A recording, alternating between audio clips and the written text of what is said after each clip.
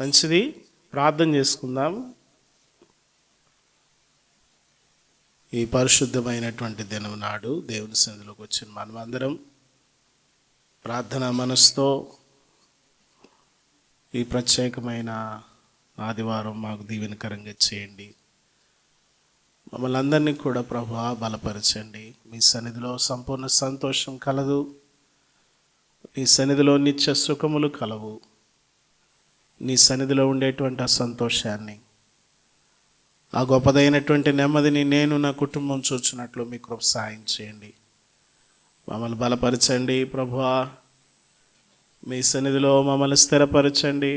ఆత్మతో మిమ్మల్ని పాడి స్తుతించి మీ సన్నిధిని ఇక్కడ నుండి తీసుకుని మా గృహాలకు వెళ్ళగలిగినట్లు మీ సహాయమును మా అందరికీ దయచేయండి ప్రభువా అని చెప్పి ప్రార్థన చేసుకుందాం.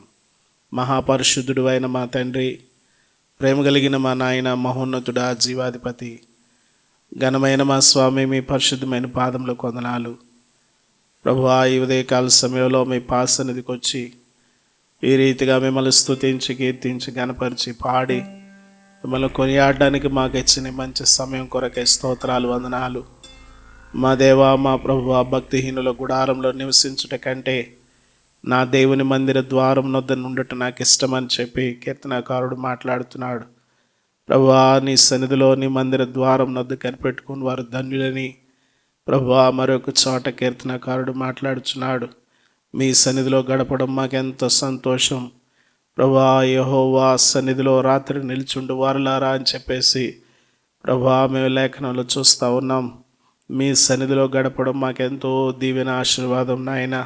ఈ ఉదయకాల సమయంలో మీ సన్నిధికి తీసుకొచ్చిన నీ బిడ్డలందరినీ బట్టి మిమ్మల్ని స్తుతిస్తూ ఉన్నాం స్వామి. రావాల్సిన నీ బిడ్డలను ప్రభువా మీరు త్వరపెట్టి తీసుకుని రండి ప్రభువా. మీ సన్నిధి మాకు తోడుగా ఉంచి మమ్మల్ని అందరినీ కూడా ప్రభువా మీ సన్నిధిలో బలపరచండి ప్రభువా. మీ సన్నిధిలో స్థిరపరచండి.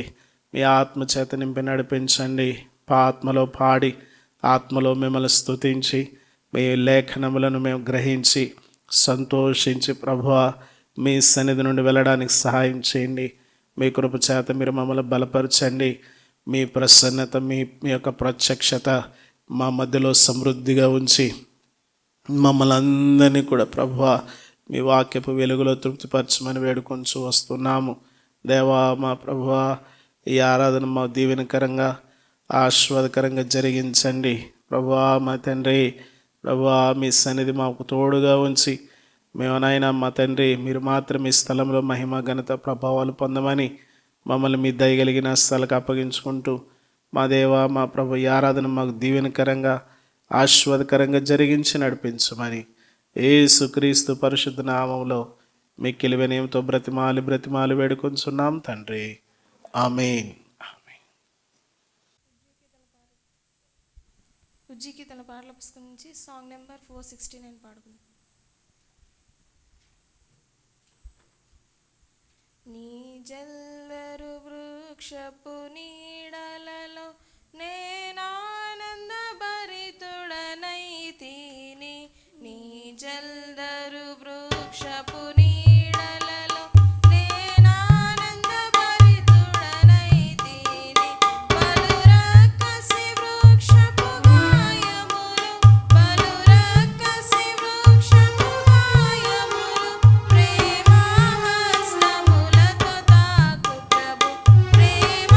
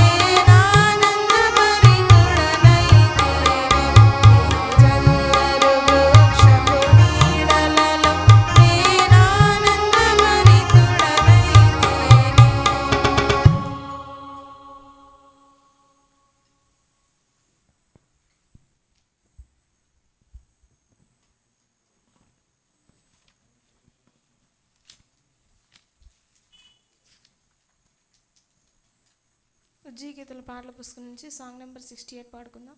ఆరాధన పాట పాడుకుందాం. చేర్చలను పాడడం పడంతులు లేచి నిలబడదాం.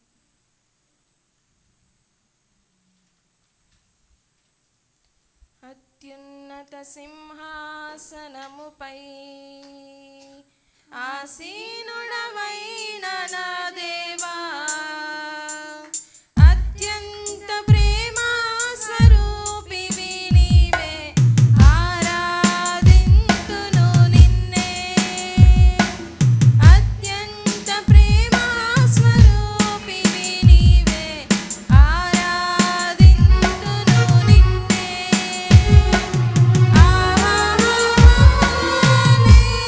హల్లెలూయా,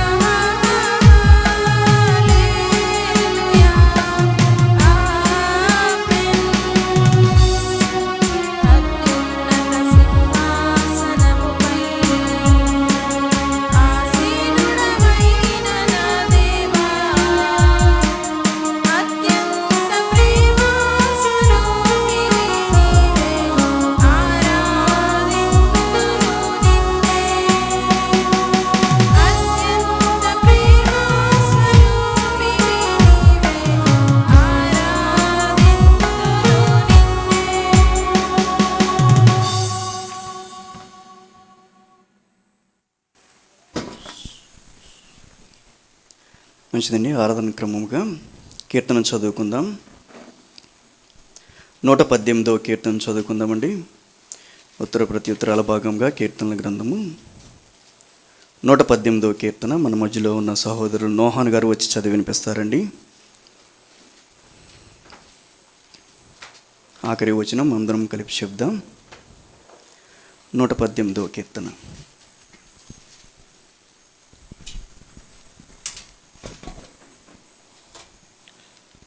మంచిదండి. ఈరోజు ఏర్పరచబడిన వాక్య భాగము కీర్తనల గ్రంథము 118వ అధ్యాయము వచనం వెంబడి వచనం చదువుకుందాం. చివరి వచనము అందరం కలిసి చదువుదాం. యెహోవా దయాళుడు, ఆయన కృప నిరంతరము నిలుచును. ఆయనకు కృతజ్ఞాస్థుతులు చెల్లించుడి. ఆయన కృప నిరంతరము నిలుచునని అహరోను వంశస్థుతులు అందరుగాక.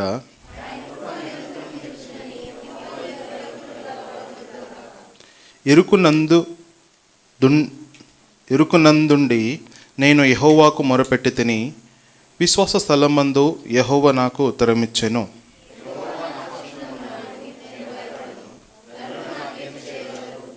యెహోవా నా పక్షము వహించి నాకు సహకారి అయి ఉన్నాడు. నా శత్రువుల విషయమై నా కోరిక నెరవేరుట చూచెదను. రాజులను నమ్ముకొనుట కంటే యెహోవాను ఆశ్రయించుట మేలు.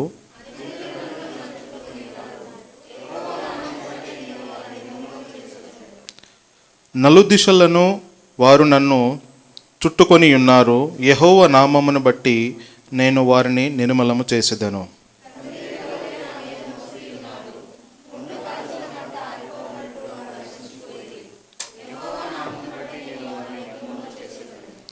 నేను పడునట్లు నీవు నన్ను గట్టిగా తోసివేసితివి. యెహోవా నాకు సహాయము చేసెను.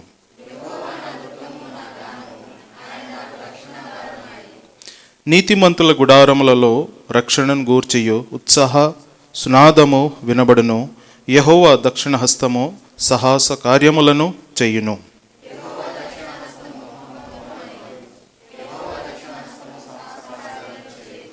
నేను చావను, సజీవుడనై యెహోవా క్రియలను వివరించెదను.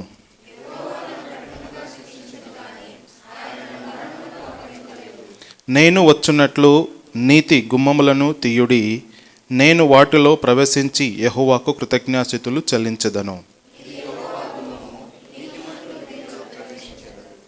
నీవు నాకు రక్షణ దారుడివై నాకు ఉత్తరమిచ్చి ఉన్నావు.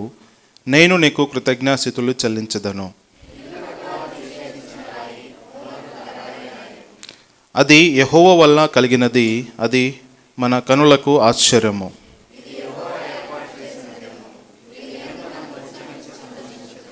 యెహోవా దయచేసి నన్ను రక్షించుము. యెహోవా దయచేసి అభివృద్ధి కలిగించుము.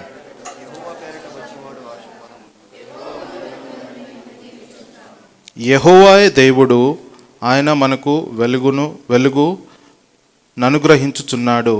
ఉత్సాహ బలి పశువులను త్రాళ్లతో పీఠపు కొమ్ములను కట్టుడి.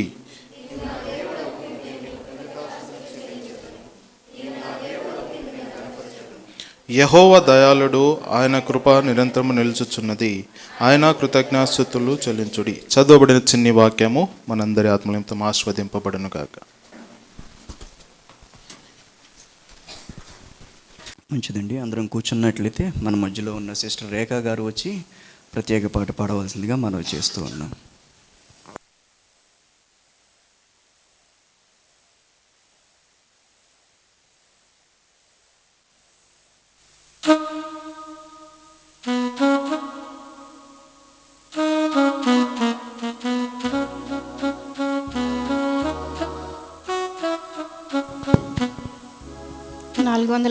పాట పాడుకుందాం.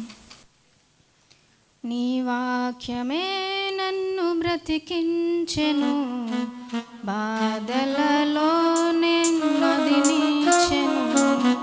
నీ వాక్యమే నన్ను బ్రతికించెను, బాధలలో నెమ్మదినిచ్చెను.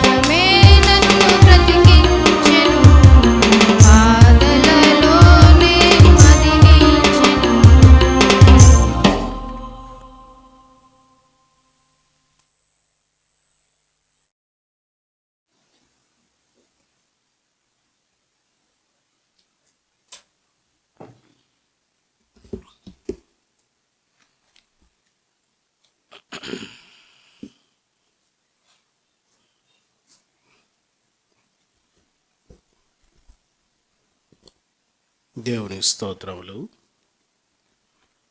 మంచిది. ఈ ఉదయకాల సమయంలో కూడి వచ్చిన మీ అందరికీ ప్రభు రక్షకుడు విమోచకుడు యేసుక్రీస్తు నామంలో నా హృదయపూర్వకమైన వందనాలు అందరికీ తెలియచేస్తున్నాను. అందరికి వందనాలండి. ఈరోజు మనకందరికి కూడా ఒక ప్రత్యేకమైనటువంటి దినం. ఈరోజు నుంచి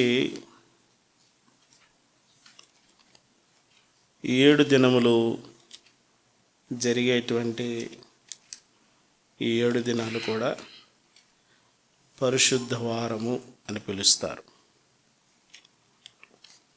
యేసుక్రీస్తు ప్రభువారి యొక్క దీనిని మనము బైబిల్ గ్రంథంలో చాలా పర్యాయాలు చూస్తూ వస్తుంటాం. ప్రియులారా, ఈ ప్రత్యేకమైన దినాన ఆ సందర్భానికి వ్రాయబడినటువంటి మాటలను మనం ధ్యానం చేద్దాం. మట్టల ఆదివారానికి సంబంధించినటువంటి విషయాలు మనం ఈరోజు కొద్ది సమయం ధ్యానం చేద్దాం. యోహాను సువార్తలో మనము ఆ భాగాన్ని గమనిస్తే 2వ అధ్యాయము 13వ వచనము నుండి ఆ విషయాలు మనము చూడవచ్చు.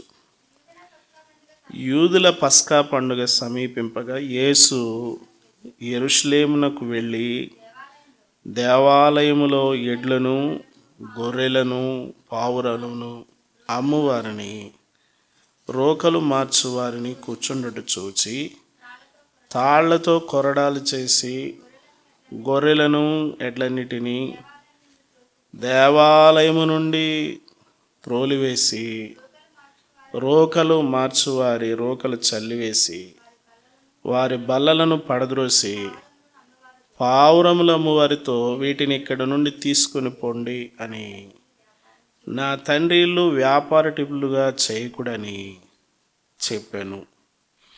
17వ వచనం కూడా చూద్దాం. ఆయన శిష్యులు నీ ఇంటిని గురించిన ఆసక్తి నన్ను భక్షిస్తుందని వ్రాసి ఉన్న మాటను వారు జ్ఞాపకం చేసుకొనిరి.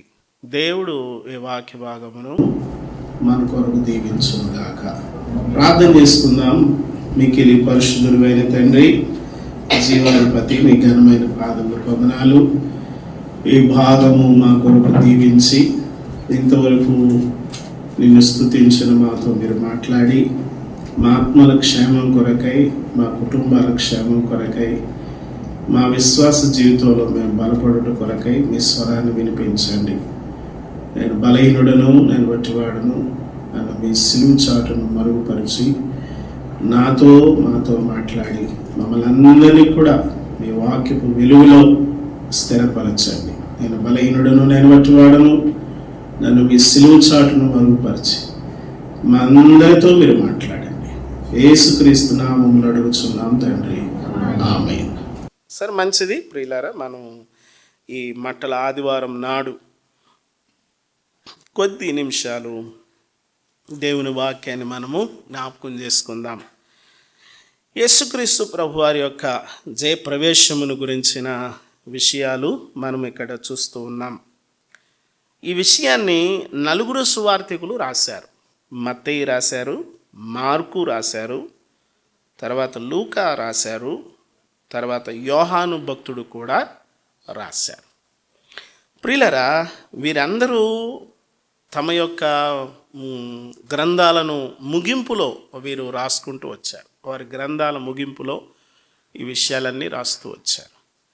యోహాను తన గ్రంథాన్ని తన గ్రంథపు ప్రారంభంలోనే ఈ విషయాలు రాస్తూ వచ్చాడు.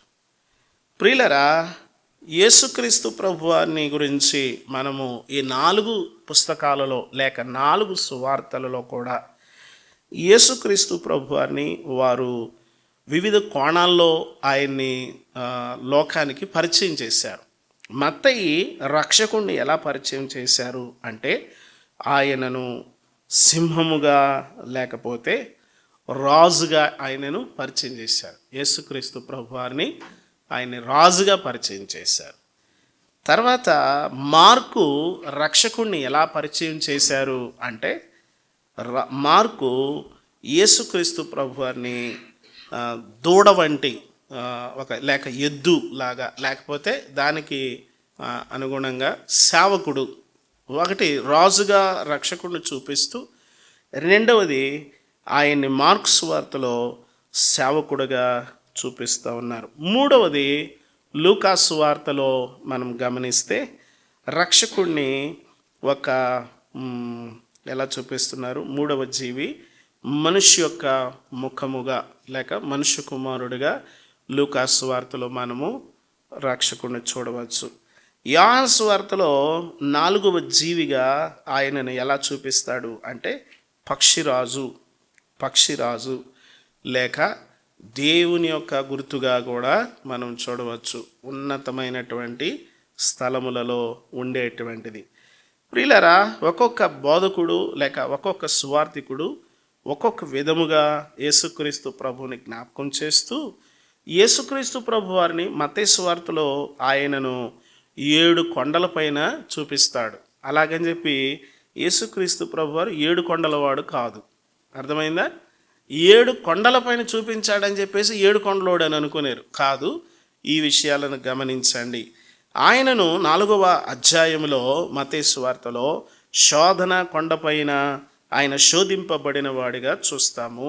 5వ అధ్యాయంలో బోధన కొండపైన బోధకుడిగా చూస్తాము. 14వ అధ్యాయంలో ప్రార్థన కొండపైన ప్రార్థనా పరుడిగా చూస్తాము. 15వ అధ్యాయంలో స్వస్థత కొండపైన ఆయన స్వస్థపరిచేవాడిగా చూస్తాము. 17వ అధ్యాయంలో రూపాంతరపు కొండపైన ఆయన రూపాంతరము పొందినవాడిగా చూస్తాము. తిరిగి 24వ అధ్యాయంలో హెచ్చరిక కొండపైన లేక ఒలివ కొండపైన ఆయన కూర్చొని రాకడను గురించినటువంటి సూచనలు ఇచ్చిన వానిగా చూస్తాము. 7వదిగా గొల్గొతా కొండపైన లేక కల్వరి కొండపైన ఆయన మరణించినట్లుగా మనం ఆయనను చూస్తాము. 7 కొండలపైన రక్షకుడిని మనం గమనించవచ్చు. తిరిగి మార్కు సువార్తలో ఆయన సముద్ర తీరాన ఉన్నట్లుగా మనం ఆయనను చూస్తాము. మార్కు సువార్తలో ఆయన గలిలయ సముద్ర తీరమున నడిచిపోతూ బోధించిన మార్కు సువార్త 1వ అధ్యాయంలో, మార్కు సువార్త 2వ అధ్యాయంలో, మార్కు సువార్త 4వ అధ్యాయంలో, మార్కు సువార్త 5వ అధ్యాయంలో, మార్కు సువార్త 5వ అధ్యాయం 22వ వచనంలో, తిరిగి మార్కు సువార్త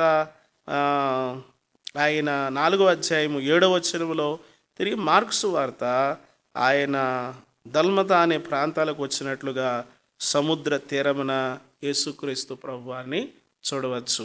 ఆయన మనము ఒక మాట ఉంటుంది బైబిల్లో, అదేమనంటే ఆయన కొండలకు మాత్రమే కాదు లోయలకు దేవుడు అనే మాట ఉంటుంది. ఆయన సముద్రములకు ఆయన అధిపతి అని మనము ఆయనను చూడవచ్చు. తిరిగి లూకా సువార్తలో కూడా మనం గమనిస్తే 7 మార్గాలలో, ఒకటి సముద్ర ప్రాంతాల్లో కొండలపైన 7 మార్గాలలో అని లూకా సువార్తలో జ్ఞాపకం చేస్తాడు. 3వ అధ్యాయం 6వ వచనంలో ప్రభు మార్గమును సరళం చేయండి లేక సిద్ధపరచండి. తిరిగి 7వ అధ్యాయం లూకా సువార్త 1వ వచనంలో ఇదిగో ఆయన కపెర్నహూములోకి మార్గము గుండా కపెర్నహూములోకి వచ్చాడు. తిరిగి 9వ అధ్యాయం 6వ వచనంలో ఆయన బయలుదేరి గ్రామముల సంచారం చేసి అక్కడికి వచ్చినట్లుగా చూస్తాం. 9వ అధ్యాయము 52వ వచనంలో ఆయన యెరూషలేమునకు వెళ్ళుటకు మార్గమును లేక మనస్సును సిద్ధపరచుకున్నట్లుగా మనం చూస్తాం.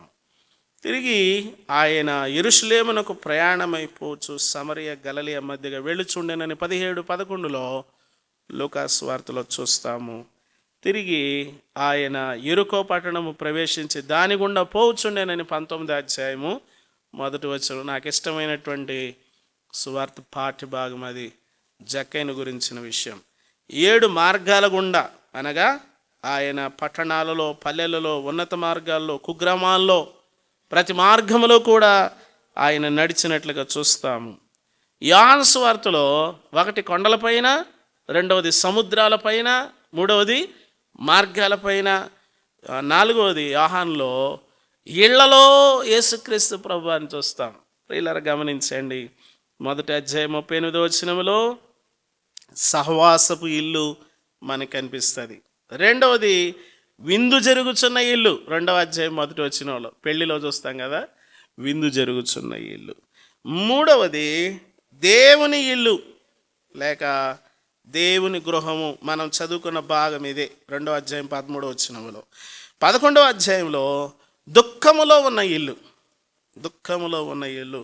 12వ అధ్యాయంలో ఆరాధనతో కూడిన ఇల్లు. తిరిగి 13వ అధ్యాయంలో పరిచర్య చేసే ఇల్లు. తిరిగి 19వ అధ్యాయంలో సమాధానపు ఇల్లు. ప్రియులారా, 7 గృహాలు, 7 మార్గాలు, 7 సముద్రాలు, లేక 7 కొండలు అని 7 అని చాలా విషయాలు వారు రాస్తూ వస్తారు. ప్రియులారా, గమనించండి, యోహాను, లూకా, మార్కు, మత్తయి వీరందరూ కూడా ఇదిగో ఈ నలుగురు కలిసి ఈ రాసినటువంటి ముఖ్యమైన విషయాలు ఇవి. ఒకళ్ళు రాసింది ముగ్గురు రాయలేదు, ఇద్దరు రాసింది ఇద్దరు రాయలేదు, ముగ్గురు రాసింది ఒకళ్ళు రాయలేదు. నలుగురు కలిసి రాసిన విషయాలు కొన్ని మాత్రమే ఉన్నాయి బైబిల్లో.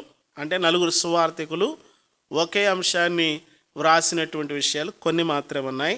వాటిలో ప్రాముఖ్యమైనటువంటిది ఏమిటంటే ఈరోజు మన యొక్క పాఠ్యభాగము అదేమిటి అని మనం ఆలోచన చేస్తే ఆయన యొక్క ఇంటిని గురించినటువంటి విషయాలు. 2వ అధ్యాయము 16వ వచనము, నా తండ్రి ఇల్లు వ్యాపారపుటిల్లు అని చెప్పేసి అంటాడు. మత్తయి సువార్త 21:13లో ఒకసారి మనం చూసుకుంటే కొంచెం మనము ఈ విషయాలు కొంత మనకు అవగాహన రావడానికి 21వ అధ్యాయము 13వ వచనాన్ని చూద్దాం. మత్తయి సువార్త, నా మందిరము ప్రార్థనా మందిరము అని వ్రాయబడి ఉన్నది. అయితే దాన్ని మీరు ఎలా చేశారంటే దొంగల గుహగా, దోపిడి దొంగల గుహగా వాటిని మార్చేశారు. అసలు గుహ అంటే ఆశ్రయం తీసుకునేటువంటి స్థలం, ఆశ్రయముగా ఉండేటువంటి లేక కొంత బడలిక తెచ్చుకునేటువంటి స్థలం. నా తండ్రి ఇల్లు అది, దాన్ని ఎలా చేసేసారంటే దొంగలు ఉండేటువంటి స్థలంగా మార్చేశారు అని చెప్పేసి అంటూ ఉంటాడు. ప్రియులరా, పస్కా పండగకు వచ్చేవారు వారు ఏం చేసేవారంటే దేవాలయానికి దేవునికి భయపడినట్లు వారు కానుకలను తీసుకుని వచ్చేవారు. తమ పంటలలోని, తమ విత్తనములలోని, వారికి వచ్చినటువంటి రాబడిలోని భాగములను తీసుకుని పోయి దేవుడు ఏర్పాటు చేసినటువంటి స్థలానికి వారు తీసుకుని వచ్చేవారు. ద్రాక్షరసము తెచ్చేవారు, నూనె తెచ్చేవారు, పశువులను తెచ్చేవారు. అయితే దూరమునున్న వాళ్ళు వీటిని తేవడం కష్టం అని చెప్పేసి ప్రభు ఏమంటాడంటే దాన్ని మీరు వెండికి మార్చుకొని తీసుకురండి అని అంటాడు. కొంతమంది ఏం చేస్తారంటే దేవాలయం దగ్గరకు వచ్చి దాన్ని ఏం చేసేవారంటే మరలా ఏవైతే కొనాలో దేవాలయంలో అమ్మేవాళ్ళు, దాన్ని వాళ్ళు మళ్ళీ అక్కడ కొని దాన్ని తీసుకొచ్చి దేవాలయంలో బలి అర్పించేవారు. బయట 2 పావురపు పిల్లలో ఒక 40 రూపాయలు అనుకోండి, ఉదాహరణకి 40 రూపాయలకి అమ్మితే వాళ్ళు ఏం చేసేవారంటే ఒక 120 రూపాయలకి అమ్మేవారు. ఎంత న్యాయమైన రేట్లో లేదా, చాలా న్యాయమైన రేట్లతో అమ్ముతూ ఉన్నారు. వాళ్ళంతా కూడా దీన్ని ఏం చేశారంటే ఒక బిజినెస్ ఏరియాగా, ఒక మార్కెట్ లాగా దాన్ని మార్చేశారు. యేసుక్రీస్తు ప్రభు వారు ఆయన పరిచర్యను ప్రారంభించినప్పుడు ఆయన పండగకు వచ్చి ఆ దేవాలయం చూసినప్పుడు ఆయన హృదయం ఎంతగానో ద్రవించుకుపోయింది. చాలా బాధ కలిగింది. దేవాలయ విషయంలో ఆయన హృదయం ఎంతో వేదనకు గురైంది. ఆయన వెంటనే ఏం చేశారు, ఆయన చేసినటువంటి పనులు మనం గమనించాలి, వాటిని మనం చేయడానికి ప్రయత్నం చేయాలి. యేసుక్రీస్తు ప్రభువారు ఏం చేశారో మనం అలా చేయాలి. మనము ఒక్కోసారి ఫెయిల్ అయిపోవడానికి కారణం ఏంటంటే మనం ఇలా చేయము.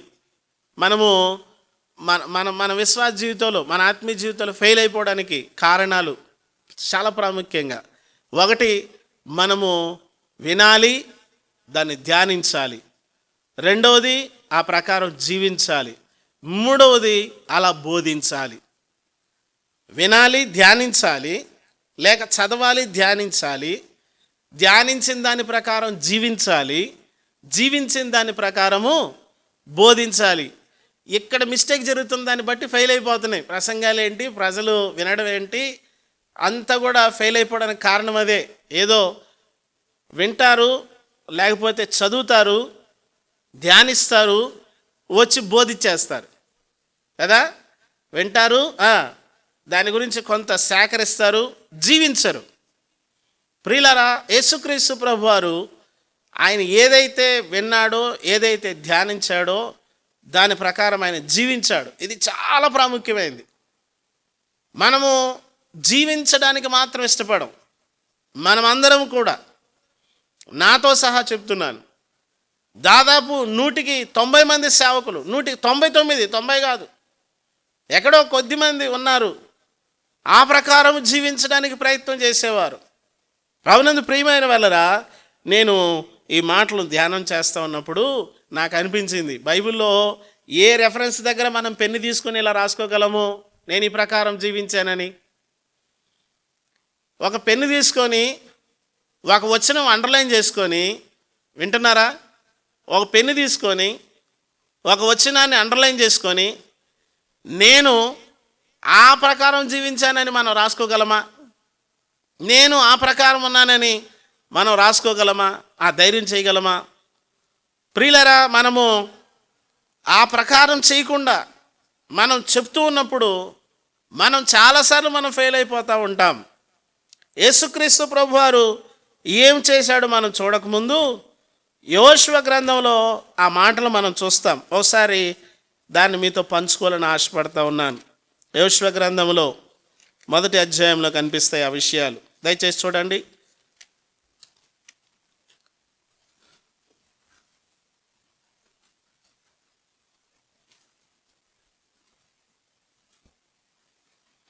ఏడవ వచనం, అయితే నీవు నిబ్బరము కలిగి జాగ్రత్త పడి బహుధైర్యముగా ఉండి నా సేవకుడైన మోషే నీకు ఆజ్ఞాపించిన ధర్మశాస్త్రం అంతటి చొప్పున చేయవలెను. Hello, note this point. ఈ పాయింట్ని మీరు రాసుకోండి. చేయవలెను. అలా చేయకపోతే ఫెయిల్ అయిపోతాం మనం. చర్చికి వస్తే మనం పాస్ అవ్వం, మందిరానికి వచ్చి కూర్చుంటే మనం పాస్ అవ్వం, లేకపోతే ఇలాగ వాక్యాన్ని బోధిస్తే పాస్ అవ్వం. ఏమంటున్నాడు? నీవు నా సేవకుడైన మోషే ఆజ్ఞాపించిన దాని చొప్పున చేయవలెను. తర్వాత నీవు నడుచు ప్రతి మార్గమున చక్కగా ప్రవర్తించున్నట్లు నీవు దాని నుండి, ఇది ఈ ఒక్కదాన్ని స్కిప్ చేద్దాం మనం. వింటున్నారా? హలో, వింటున్నారా? మీరు తదేకంగా బైబిల్ చూస్తూ ఉంటే మీరు అసలు దాని లోపలికి వెళ్ళిపోయి, ఆ వచ్చిన లోపలికి వెళ్ళిపోయి సందుగుందుల్లో తిరగబాకండి. దాన్ని చూసి అలాగ వెంటనే ఇటు వచ్చేసేయండి. అక్కడ ఏమనుందో తెలుసా? నీవు కుడికి కానీ ఎడమకు కానీ నీవు జాగ్రత్తగా ప్రతి మార్గమున నీవు నడుచు, ప్రతి మార్గమున. బంజారాహిల్స్, జూబ్లీహిల్స్, గచ్చిబౌలి కాదు చెప్పేది. నీవు నడిచే ప్రతి మార్గమున చక్కగా ప్రవర్తించున్నట్లు నీవు దాని నుండి కుడికి కానీ ఎడమకు కానీ తొలగిపోకూడదు. ఇప్పుడు నీవు బోధింపక తప్పిపోకూడదు. అది ఎప్పుడు బోధించాలో చెప్పాలి. ఎప్పుడు బోధించాలో చెప్పాలి. ఒకటి విను, లేకపోతే ధ్యానించు, రెండవది పాటించు, మూడవది బోధించు. ఇప్పుడు తప్పిపోవు. యేసుక్రీస్తు ప్రభువారు వాళ్ళ దగ్గరకు వచ్చి అడావుడి చేసి వెళ్ళిపోలేదు ఆయన. యేసుక్రీస్తు ప్రభువారు దేవాలయంలోకి వచ్చి, ఇదిగో నాకు ఈ ఆలయం మీద నాకు రైట్స్ ఉన్నాయి కాబట్టి నేను అడావిడి చేస్తున్నానని చేయలేదు ఆయన ఆ ప్రకారం జీవించినటువంటి విషయాలు హెబ్రీలు రాసిన పత్రికలో మనం చూస్తూ ఉంటాం. హెబ్రీలు రాసిన పత్రికలో తెలుసు కదా, ఆయన కుమారుడై ఉండియు తాను పొందిన శ్రమల వలన ఆయన విధేయత నేర్చుకొనెను అనేటువంటి మాట మనకు 7వ అధ్యాయంలో అనుకుంటా కనిపిస్తుంది. ప్రభునందు ప్రియమైన వాళ్ళరా, ఇదిగో ఇక్కడ యూదుల పండగకు వచ్చి ఆయన ఏం చేశాడు? ఆయన ఏం చేశాడు? దేవాలయములో ఎడ్లను, గొర్రెలను, పావురములమ్ము వారిని, రోకలు మార్చు వారిని చూశాడు. వాళ్ళని చూసి ఆయన ఏం చేశాడు? తాళ్ళుతో కొరడాలు చేసి గొర్రెలను, ఎడ్లను దేవాలయంలో నుండి తోలివేసి, ఒకటి తోలివేసి, రెండవది చల్లివేసి, మూడవది పడద్రోసి, నాలుగవది తీసుకొని పోండి. ప్రభునందు ప్రియమైన వాళ్ళరా, ఇదిగో యేసుక్రీస్తు ప్రభువారు ఆయన ఏం చేశాడు? వారు దేవాలయానికి కానుకలు తీసుకొని వస్తున్నారు, దేవాలయానికి అర్పణలు తీసుకుని వస్తున్నారు. అర్పణలు తీసుకొచ్చే వారి గురించి అక్కడ చెప్పబడలేదు, కానీ అక్కడ వ్యాపారాలు చేసేటువంటి వారిని గురించి ఆయన మాట్లాడుతూ ఉన్నారు. ప్రియులరా, గొర్రెలు, గొడ్లు, కట్టెలు ఇవన్నీ వారు ఏం చేస్తున్నారంటే అక్కడ పెట్టి వారు వ్యాపారం చేస్తూ ఉన్నారు. పస్కా పండుగకి ఇంచుమించు 20 లక్షల మంది వస్తారంట యూదులు. 20 లక్షల మంది యూదులు వస్తారంట. ఎంత క్రౌడ్ ఉంటుంది చూసారా. మనకి ఈ జాతరలు ఇవేం పనిచేయవేక, ఇవేం పనిచేయవు. అంతమంది ప్రజలు వస్తారు. మనకి చెప్పుకుంటూ ఉంటాం కదా, మన తెలంగాణలో లేకపోతే ఎక్కడెక్కడో ఉంటాం, అంతకంటే భయంకరంగా ఉంటాయి. అటువంటి స్థలంలోకి యేసు ప్రభు వారు వెళ్ళి కొరడ తీసుకొని కొడుతున్నాడు. చూడండి ఎలా ఉంటుంది సిచ్యువేషన్. ఒక్కడే అంత క్రౌడు, అంత ఎంత ఇన్కమ్, ఎంత బిజినెస్ జరుగుతుంటుంది, ఎంత హడావుడి ఉంటుంది దేవాలయం అంతా, ఎంత ప్రజల తోపులాట ఉంటుంది, ఎంత ఒత్తిడి ఉంటుంది. ప్రభునందు ప్రియమైన వాళ్ళరా, ఇదిగో ఆ పస్కా పండగకు వచ్చేటువంటి ఆ బలులు అర్పించేటువంటి యూదుల ప్రజల మధ్యలోకి యేసుక్రీస్తు ప్రభువారు ఆయన వెళ్ళి ఆయన చేసినటువంటి పని ఏం చేశాడు? దేవాలయాన్ని పరిశుద్ధపరుస్తూ ఉన్నాడు. దేవాలయాన్ని ఇదిగో అక్కడెక్కడి నుండి తెచ్చే పశువులు కాకుండా ఎక్కడి నుండి వాళ్ళు పశువులు కొనుక్కోవడానికి వాళ్ళు ప్రయత్నం చేస్తూ ఉన్నారు. అయితే అక్కడ జరిగేది ఏంటంటే వ్యాపారం జరుగుతూ ఉంది, మోసముతో కూడినటువంటి పనులు జరుగుతూ ఉన్నాయి. ప్రజలను ఆ స్థలంలో మోసం చేస్తూ ఉన్నారు. ప్రియులరా, అక్కడ చేసేటువంటి పని అంతా కూడా చాలా దేవునికి దుఃఖాన్ని కలిగించేటువంటి పని. అక్కడ ఉండేవారు ఎవరని చెప్పారంటే సింపుల్గా దొంగలు అని చెప్పారు. దేవాలయంలో ఎవరున్నారు? దొంగలు. దొంగలు ఉన్నారు. దొంగలంతా ఎక్కడ చేరారు? దొంగలంతా చేరే స్థలం ఏది? దొంగలంతా ఎక్కడున్నారు చెప్పండి? దొంగలంతా ఒకే దగ్గర చేరున్నారు. దొంగల బ్యాచ్ ఉంది అక్కడ. దేవాలయంలో ఎవరు ఉండాలా?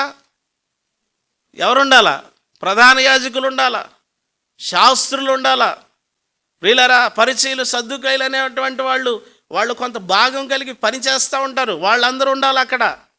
యేసుక్రీస్తు ప్రభువారు మరి వాళ్ళలో నుండి యేసుక్రీస్తు ప్రభువారు అంటున్నాడు, వాళ్ళందరినీ చూసి అంటున్నాడు, మీరందరూ దొంగలు అంటున్నాడు. మీరు దొంగలు. నా తండ్రి ఇల్లుని మీరు ఏం చేశారంటే ఏం చేశారు? దొంగల ఇల్లుగా మార్చేశారు. నా తండ్రి ఇంటిని దొంగలింటిగా మార్చారు. ఆ దొంగల వాతావరణం అయిపోయింది. దేవుని ఇంటిని ప్రియులారా అలా మార్చినప్పుడు ఆయన హృదయం ఎంతగానో ద్రవించుకుపోయింది. మన హృదయము ఒకవేళ దొంగల గృహగా మారితే, మన హృదయం మండకపోతే ఆ దొంగలతో మనం సహవాసం చేస్తాం. కీర్తనల గ్రంథం 50 అధ్యాయంలో 7వ వచనంలో అనుకుంటా ఒక మాట ఉంటుంది. ఒకసారి చూడండి, కీర్తనల గ్రంథం 50వ అధ్యాయం. బైబిల్ చూడాలా? అలా కాదు, ఇంకో మాట ఏమో ఉంటుంది. అది ఆ మాట కాదు. నీవు దొంగను చూచినప్పుడు, చూసారా? హలో, బాగున్నావా? ఎవరిని? దొంగను చూసినప్పుడు. నీవు దొంగను చూసినప్పుడు, నీవు దొంగను చూస్తే దొంగతో నువ్వేం చేస్తావంటే కలిసిపోతున్నావు. దొంగ ఎవరు? దోచుకునేవాడు ఎవరు? ఒకడు మార్గస్థుడు వచ్చాడంట ఒకరోజు దావీదు దగ్గరికి. ఆడితో కలిసిపోయాడు దావీదు. ప్రవక్త వచ్చి కథ చెప్తున్నాడు. రాజా, మన దేశంలో సంఘటన జరిగింది. నేను నీకు చెప్దామని వచ్చాను రాజా, చెప్పు, ఇలా ఇలా జరిగింది, ఇలా చేశాడు ఒకడు అంటే వెంటనే రాజు కోపం వచ్చేసింది. నా దేశంలో ఇంత అఘాయిత్యం జరిగిందా? ఎవడరా వాడు? గొర్రెకి ప్రతిగా 4 గొర్రెలు ఇవ్వాలి వాడు. ఆయన అన్నాడు, ఆ ప్రవక్త, మార్గస్థుడు ఒకడు వచ్చాడు రాజా అన్నాడు. మార్గస్థుడు ఒకడు వస్తే తనకున్న గొర్రెల్లో నుంచి తీయకుండా అదిగో ఒక పేదవాని గొర్రెపిల్ల తీసుకొచ్చాడు రాజా, ఆయుత్తం చేశాడు రాజా, వాడికి పండగ చేసి పెట్టాడు. అంటే ఇక్కడ మనం ఏం అర్థం చేసుకోవాలా? ఆ మార్గస్థుడితో కలిసిపోయాడు రాజు, ఆ మార్గస్థుడితో మనసు కలిపాడు రాజు. హృదయంలోకి దొంగ వస్తే ఆ దొంగతో మనసు కలిపేసి నువ్వు నేను ఒకటే రాబాయి అంటే ఇల్లు దొంగల గుహ అయిందని అర్థం. అదేదో దొంగల గుహ అంట, యెరూషలేం అంట, దేవాలయం అంట అనుకొని వెళ్ళిపోవద్దు ఇక్కడి నుంచి. వింటున్నారా? యెరూషలేము దేవాలయం దొంగల గుహ అయింది. యెరూషలేము దేవాలయము దొంగల గుహ అవుతుందా పరిశీలన చేసుకోవాలి మనమందరం. ప్రియులరా, గమనించండి, నా ఇల్లు సమస్త జనులకు ప్రార్థనా మందిరము అయితే మీరు దాన్ని ఏం చేశారు? దొంగల గుహగా మార్చేశారు. ప్రియులరా, ఏటేటా వచ్చేటువంటి ప్రజల మధ్యలోకి యేసుక్రీస్తు ప్రభువారు వెళ్ళి రోకలు మార్చేటువంటి వారి బల్లలను, ఆ రోకలు మార్చేటువంటి బల్లలు పెట్టి మొత్తం స్థలం అంతా ఆకుపై చేశారు వీళ్ళు కదా. మీరు చూడండి, మనకు సంతలు పెడతా ఉంటారు. ఏం చేస్తారు? రోడ్డు అంతా ఏం చేస్తారు వాళ్ళు? మొత్తం ఒక లారీ మొత్తం పెద్ద టిప్పర్ లారీ వెళ్ళేటువంటి దాన్ని కూడా సైకిల్ కూడా వెళ్ళదు, అటు ఇటు పెట్టేసి జనాలు తిరుగుతుంటే ఆ మధ్యలో దాదాపు ఒక 60-70 ఇళ్ళు ఉంటాయి, ఎవడు వెళ్ళడానికి ఉండదు. అలాగా యెరూషలేం దేవాలయాన్ని అంతా కూడా వీళ్ళు ఏం చేశారంటే మూసేశారు, దాదాపు బల్లలు పెట్టేశారు. రక్షకుడు వెళ్ళడానికి దారి లేదు, ప్రజలు వెళ్ళడానికి దారి లేదు, స్తుతించడానికి దారి లేదు. చాలా అడ్డమైన చెత్త పేర్చేశారు, ప్రతి విధమైన దాన్ని తీసుకొచ్చి అక్కడ అడ్డం పెట్టేశారు. రక్షకుడు వెళ్ళడానికి దారి లేదు, మూసేశారు, అదంతా కూడా బ్లాక్ చేసేసారు. ఆ స్థలం అంతా కూడా మూయబడిపోతూ ఉంది. ఆ స్థలం అంతా కూడా అదంతా కూడా వాళ్ళ హస్తగతం అయిపోయింది. దాన్ని అంతా కూడా ఆయన ఏం చేస్తున్నాడంటే క్లీన్ చేస్తూ ఉన్నాడు. రక్షకుడు చేసే పని ఏంటంటే ఆయన శుభ్రపరుస్తాడు. వీళ్ళరా, కొన్నిసార్లు పైపులో నుంచి నీళ్లు రావు, సరే, పైపులో నుంచి నీళ్లు రావు, ఇంట్లోనే మంజీరా కాదు, పైపులో నుంచి నీళ్లు దిగవు. ఏంటి నీళ్లు దిగవని చెప్పేసి మనం మోటార్ వేస్తాం, అటేస్తాం, ఇటు తిప్పుతాం, అటు తిప్పుతాం, పైకి వెళ్తాం, కిందకి వెళ్తాం, పైకి వెళ్తాం, కిందకి వెళ్తాం. నీళ్ళు ఎందుకు రావట్లేదు అంటే మధ్యలో చెత్త ఉంది. అప్పుడు ప్లంబర్ వస్తాడు. ప్లంబర్ వచ్చి ఏం చేస్తాడంటే చెత్తని తీసేస్తాడు. ధారావాహికంగా నీరు పరిగెత్తుతుంది. రక్షకుణ్ణి ఆరాధించవలసినటువంటి స్థలంలో ఏం చేరిపోయినాయి? బల్లలు వచ్చి కూర్చున్నాయి. అక్కడ బల్లల పైన నాణ్యాలు ఉన్నాయి, జతల జతల పావురాలు ఉన్నాయి. ఆ బల్లల పైన ఏవండి క్రయ విక్రయాలు జరుగుతున్నాయి. వారిని ఎవరు ధిక్కరించడం లేదు, వారిని ఎవరు గద్దించడం లేదు. వీళ్ళు కూడా అక్కడికి వెళ్ళిపోయి వ్యాపారం చేసుకుంటున్నారు. ఏం చేస్తున్నారు? వ్యాపారం చేసుకుంటారు. ఎంత లావాదేవీలు జరుగుతున్నాయి. స్తుతి జరగవలసిన స్థలంలో ఏం జరుగుతున్నాయి? ట్రాన్సాక్షన్స్ జరుగుతున్నాయి. ఆరాధన జరగవలసిన సమయంలో ఏమనుకుంటా ఉంటారంటే చాలాసార్లు ఆదివారాలు ఏమనుకుంటారో తెలుసా? ఇక మీదట బైబిల్ చదవాలా, ఈ బల్లలని తీసేయాలా, ఇక మీదట క్రమంగా ఉండాలా, ఈ బల్లలని తోసేయాలా, ఈ పశువులన్నీ గెంటేయాలా, ఈ రోకలన్నీ ఇసిరేయాలా, ఈ గొర్రెలన్నీ తోలేయాలా, ఈ పశువులన్నీ తోలేయాలనుకుంటాం. మళ్ళీ సోమవారం వెళ్ళగానే బల్లలు మనమే పేర్చేస్తాం. రండి తొందరగా రండి. ఇది బిజినెస్ టైం, అది చర్చ్ టైము. చర్చ్ టైంలో మాత్రం బల్లలు జరుపుతాము, తర్వాత మళ్ళీ బల్లలు వేసేస్తాం. రక్షకుడు ఆ పరిస్థితిని చూసి ఏడ్చాడు, బాధపడ్డాడు, దుఃఖపడ్డాడు.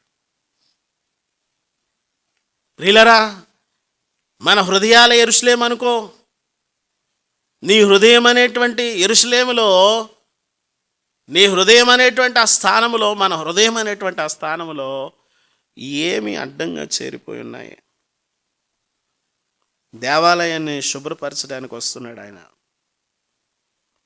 ప్రియులరా, ఆదికాండం 49వ అధ్యాయంలో ఈ విషయాన్ని ఎప్పుడో రాశాడు యాకోబు. ఆదికాండం 49వ అధ్యాయం అలా కాకుండా 8వ వచనంలో చూస్తే, యూదా, నీ సహోదరులు నిన్ను స్తుతించెదరు, నీ చెయ్యి నీ శత్రువుల మెడ మీద నుండును, నీ తండ్రి కుమారులు నీ ఎదుట సాగిలపడెదరు. యూదా కొదమ సింహము, నా కుమారుడా, నీవు పట్టిన దాని తిని వచ్చితివి. సింహం వలె గర్జించు ఆడసింహం వలె అతడు కాళ్ళు ముడుచుకొని పండుకొనును. అతను లేపువాడెవడు? షిలోహు వచ్చు వరకు యోధా యొద్ద నుండి దండము తొలగదు, అతని కాళ్ళ మధ్య నుండి రాజదండము తొలగదు. ప్రజలు అతనికి విధేయులయ్యుందురు. ప్రియులారా, ఆయనకి తెలియకుండానే మర్మముగా ఈ మాట మాట్లాడుతూ ఉన్నాడు. సమాధానము, షీలోహు అనగా సమాధానము. ఇదిగో సమాధానముతో ఆయన వస్తూ ఉన్నాడు. ఆయన ఎలా వస్తున్నాడు? ఇదిగో గర్జించు సింహము వలె ఆయన వస్తూ ఉన్నాడు. ప్రభునందు ప్రియమైన వాళ్ళరా, గమనించండి, ఆయన రావడానికి మనం ఏం చేయాలి? మార్గం సరళం చేయాలి. యేసు ప్రభు వారు అన్నారు, నేను వచ్చినట్లుగా మార్గాలని సరళం చేయండి. ఎక్కడికి రావాలి ఆయన? ఎక్కడికి రావాలి? మన హృదయాల్లోకి రావాలి. మన హృదయాల్లోకి వస్తుంటే మన ఇంటికి మంచి పెద్ద బండి రావాలంటే ఏం చేయాలా? ఏం ఉండకూడదు, అడ్డాలు ఉండకూడదు, సాపిగా రావాలా. ఏమంటారు? హోల్ బ్లాక్ అయిందంట అంటారు కదా. ఏ హోలు? వేగంగా చాలా ఫోర్స్గా వెళ్ళేటువంటి ఆ బ్లడ్ వెళ్ళకుండా ఏమైంది? అక్కడ కొంత చెత్త చేరిపోయింది. చెత్త చేరితే ఏం ప్రమాదం ఉంది? చేరిపోని ఒకటి కాబట్టి మొత్తం 3 బ్లాక్ అయిపోని, అన్ని బ్లాక్ అయిపోని ఏమైపోద్ది? చెప్పండి, ఏమవుద్ది? చచ్చిపోవడమేగా, ఇక ఆప్షన్ లేదు. ఇక ప్రియులారా, దాన్ని క్లియర్ చేయాలా. యేసుక్రీస్తు ప్రభు వారు ఏం చేస్తాడంటే క్లియర్ చేస్తాడు. ఆ బల్లలన్నీ తొలగించాలా. ప్రియులారా, వారు ఇదిగో ఆ దేవాలయంలో వారు చేసేటువంటి పని ఏమిటి అంటే, ఇదిగో వారు దాన్ని వ్యాపారపు ఇల్లుగా, నాణ్యాలు మార్చుకునేటువంటి స్థలముగా దాన్ని మార్చేశారు. వ్యాపారపు కేంద్రం అయిపోయింది. ప్రియులారా, దాన్ని అన్యులు ఆక్రమించారు. వీళ్ళు ఉన్నారుగా, వీళ్ళు పరిసయ్యులు, సద్దుకాయలు ఎక్కువ వాళ్ళ అండర్లో ఉంటుంది అదంతా. వాళ్ళంతా కూడా ఆ బిజినెస్, ఆ ప్లాట్ఫామ్ అంతా వాళ్ళదే. వాళ్ళు ఏం చేస్తున్నారంటే, ఆ స్థలాన్ని ఇదిగో ఈ స్థలంలో ఇది పెట్టుకొని అమ్ముకో, దానికి కొంచెం డబ్బులు కట్టుమా, కానీ అది పెట్టుకొని వాళ్ళని వ్యాపారం చేసుకొని ఇస్తున్నారు. నువ్వు పెట్టుకో, ఇక్కడ పెట్టుకో, ఏం చేస్తావు? ఇక్కడ పెట్టుకొని పుచ్చకాయలు అమ్ముకో, ఇక్కడ పెట్టుకొని మామిడికాయలు అమ్ముకో, ఇక్కడ పెట్టుకొని మనం కూడా ఏం చేస్తూ ఉంటామంటే హృదయంలో వీటన్నిటికి చోటిస్తూ ఉంటాం. చాలా స్థలం ఉంది లోపల, ఇక్కడ పెట్టుకో, ఇది చేసుకో, అది చేసుకో, ఆ ఆలోచన కలిగి ఉండు, ఈ పద్ధతి కలిగి ఉండు, ఈ విధానం కలిగి ఉండు, ఇవన్నిటితో నింపేసుకో. అసలు ఆయనకి మాత్రం చోటియద్దు. వీటన్నిటినీ లోపలికి రానియకుండా అడ్డుపడేటువంటి ఒక ఆయన ఉన్నాడు. ఆయన పేరేంటో తెలుసా? ప్రతిఘటన దగ్గరికి ఒకడు చేరుతాడు. వాడెవరు తెలుసా? వృధా కాలయాపన. ప్రతిఘటిస్తాడు, మొట్టమొదట దాన్ని అసహించుకుంటాడు. చూడండి, ఒక పరిశుద్ధమైనటువంటి వాడు, ఒక చిన్న పిల్లవాడు, ఒక ప్రారంభంలో రక్షించబడిన వాడు, లేకపోతే ఒక మొట్టమొదటి వ్యక్తి మొట్టమొదటి దాన్ని ఏం చేస్తాడంటే ప్రతిఘటిస్తాడు, దాన్ని రానియకుండా చేస్తాడు. వృధా కాలయాపన అనేవాడు వచ్చి కూర్చొని స్టోరీ చెప్పాడు. ఈ తోట చెట్లలో పళ్ళన్నీ తినకూడదని చెప్పానా? వాడి పేరేం పేరు? వృధా కాలయాపన. ఇప్పుడు మన దగ్గర వృధా కాలయాపన ఏంటో చెప్పండి? Very simple. వృధా కాలయాపన. ప్రభునందు ప్రియమైన వాళ్ళరా, మొత్తాన్ని దాన్నంతా స్వాధీనపరుచుకొని ప్రతిఘటన అనేవాడిని పడుకోబెట్టేస్తాడంట. ప్రతిఘటించకుండా నువ్వన్నీ చేసుకోవచ్చు, ఇష్టం వచ్చినట్లు ఉండొచ్చు, ఇష్టం వచ్చినట్లు మాట్లాడచ్చు. ఆయన వచ్చి అప్పుడప్పుడు ఆదివారం బల్లలు దోసేస్తాడు, మళ్ళా నువ్వు సదురుకో వెళ్ళిపోయాక. ఆదివారం అప్పుడప్పుడు వచ్చి కొంచెం గద్దిస్తాడు, అప్పుడు కొంచెం. కొంతమంది పోలీసులు వస్తే సామాన్లు అట్టట్టు సదిరేసుకుంటారు, చూసారా? వాళ్ళు రాగానే గబగబా లోపల పెట్టేసుకుంటారు. ఎందుకంటే వాళ్ళంతా డీసీఎంలు వేసుకుని వెళ్ళిపోతారని. అన్నీ వేసేసాక వాళ్ళు వెళ్ళిపోయాక మళ్ళా తెచ్చి రోడ్ల మీద పెట్టేస్తారు. హృదయంలో కూడా ఇదే జరుగుతూ ఉంటుంది. హృదయంలో కూడా మనుషులకి ఇదే జరుగుతుంటుంది. తీసేసుకో, దోచేసుకో, లాగేసుకో, పెట్టు, మూసే, దీన్ని అంతా బ్లాక్ చేసి రానీకు, వీటన్నిటిని వెలుతురు పడనీకు లోపలికి. ఎంత మాత్రం లోపలికి రానీకు శబ్దాన్ని. ఏ శబ్దాన్ని? వాక్యపు శబ్దాన్ని.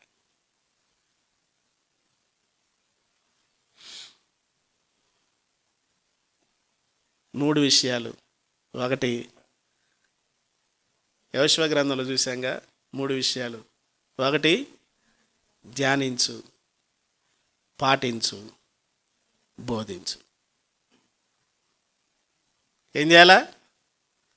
ధ్యానించం.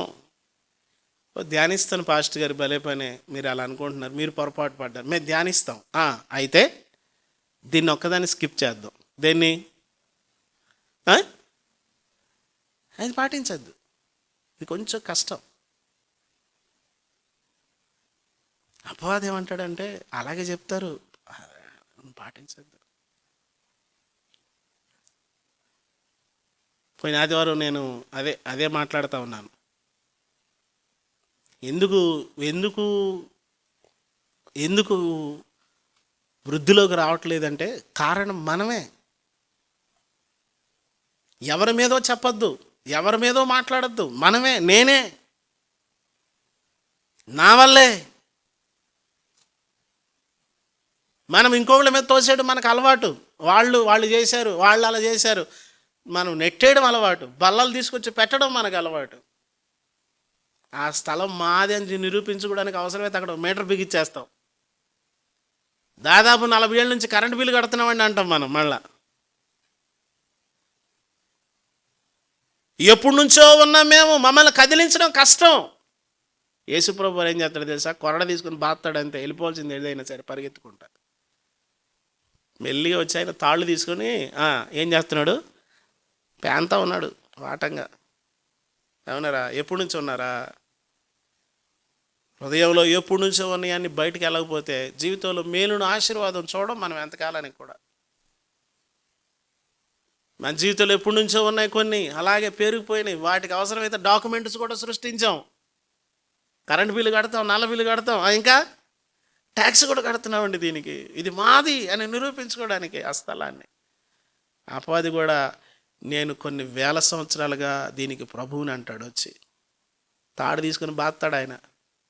ఎవడరా నువ్వు? ఇదిగో 6000 సంవత్సరాలుగా నేను దీన్ని ఆక్యుపై చేశాను, ఇది నాది.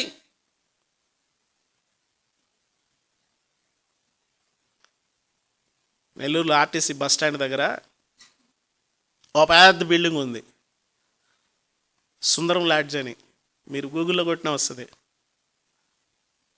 మా అన్నోళ్ళ ఫ్రెండ్ అతను, వాళ్ళ నాన్నగారు కట్టించారు పెద్ద లాడ్జ్. ఆ షాపుల్లో కింద మొత్తం షాపింగ్ మాల్ మొత్తం కింద మొత్తం షట్టర్లే, దాదాపు ఒక 40-50 ఉంటాయి. వాళ్ళు దాదాపు 15-16 సంవత్సరాలు ఉన్నారు అక్కడి నుంచి. వీళ్ళు చిన్నపిల్లలు, నాన్న చనిపోయాక అలాగే రెంట్లు తీసుకుంటా ఉన్నారు. అందరూ కలిసి తిరగబడ్డారు, మాది ఇదని తిరగబడి కోర్టుకు వెళ్ళిపోయారు. వాళ్ళు ఇప్పుడు ఏం చేయలేకపోతున్నారు. కోట్లు విలువ చేసే ప్రాపర్టీ. కేసు నడుస్తూ ఉంది. ఒకసారి నన్ను కలిసాడు, అన్న ఎలా ఉన్నారంటే, అరే తమ్ముడు దాని గురించి ప్రార్థన చేయ కొంచెం, అది చాలా ఇబ్బంది పడతా ఉన్నాం దాని విషయంలో. మేము ఎప్పటి నుంచో ఉన్నాం, ఇది మాది. అపవాది అంటాడు, ఎప్పటి నుంచో దీన్ని నేను హస్తగతం చేసుకున్నాను, నువ్వే తోసేసావు తోటలో నుంచి, ఇది మాది అంటాడు. ప్రియులారా, రక్షకుడు 2000 సంవత్సరాల క్రితం వచ్చి ఏం చేశాడు తెలుసా? నువ్వు ఉంటే ఉన్నావు కానీ దీన్ని సృష్టించింది నేనని తాడు మడతేస్తాడు అంతే. మడతేసి ఏం చేస్తున్నాడు? ఒక్కొక్కడు తోలు తీస్తున్నాడు. ప్రియులారా, మడతేసి అక్కడ ఉన్నవన్నీ తోలు వేస్తున్నాడు. మన జీవితంలో యేసుక్రీస్తు ప్రభువారు తోలు వేస్తూ ఉంటే మనం ఏం చేయాలా? ఇప్పుడు ఆదివారం తోలేసాడు అనుకో, ఒక వచనం ద్వారా తోలేసాడు అనుకో, ఓ పాట ద్వారా తోలేసాడు అనుకో, ఓ హెచ్చరిక ద్వారా తోలేసాడు అనుకో, దాన్ని మళ్ళా మనం సోమవారం తెచ్చిపెట్టకూడదు. ఒక పాట ద్వారా మన హృదయం కదిలించబడుతుంది కదా. కదిలించబడిందా? పాట ద్వారా ఎప్పుడైనా హృదయం కదిలించబడిందా? ఒక వచనం ద్వారా, ఒక సందేశం ద్వారా, ఒక హెచ్చరిక ద్వారా, ఒక కుటుంబ ప్రార్థనలో ఏమండి ఆ స్థలం కదిలించబడినప్పుడు దానికి మనం సహకరించాలి. అవును ప్రభువా, అవును ఇలా జరిగింది, నేనే దాన్ని ఇలా చేశాను, నేనే ఆయుత్తం చేశాను, నేనే విందు చేశాను, నేనే.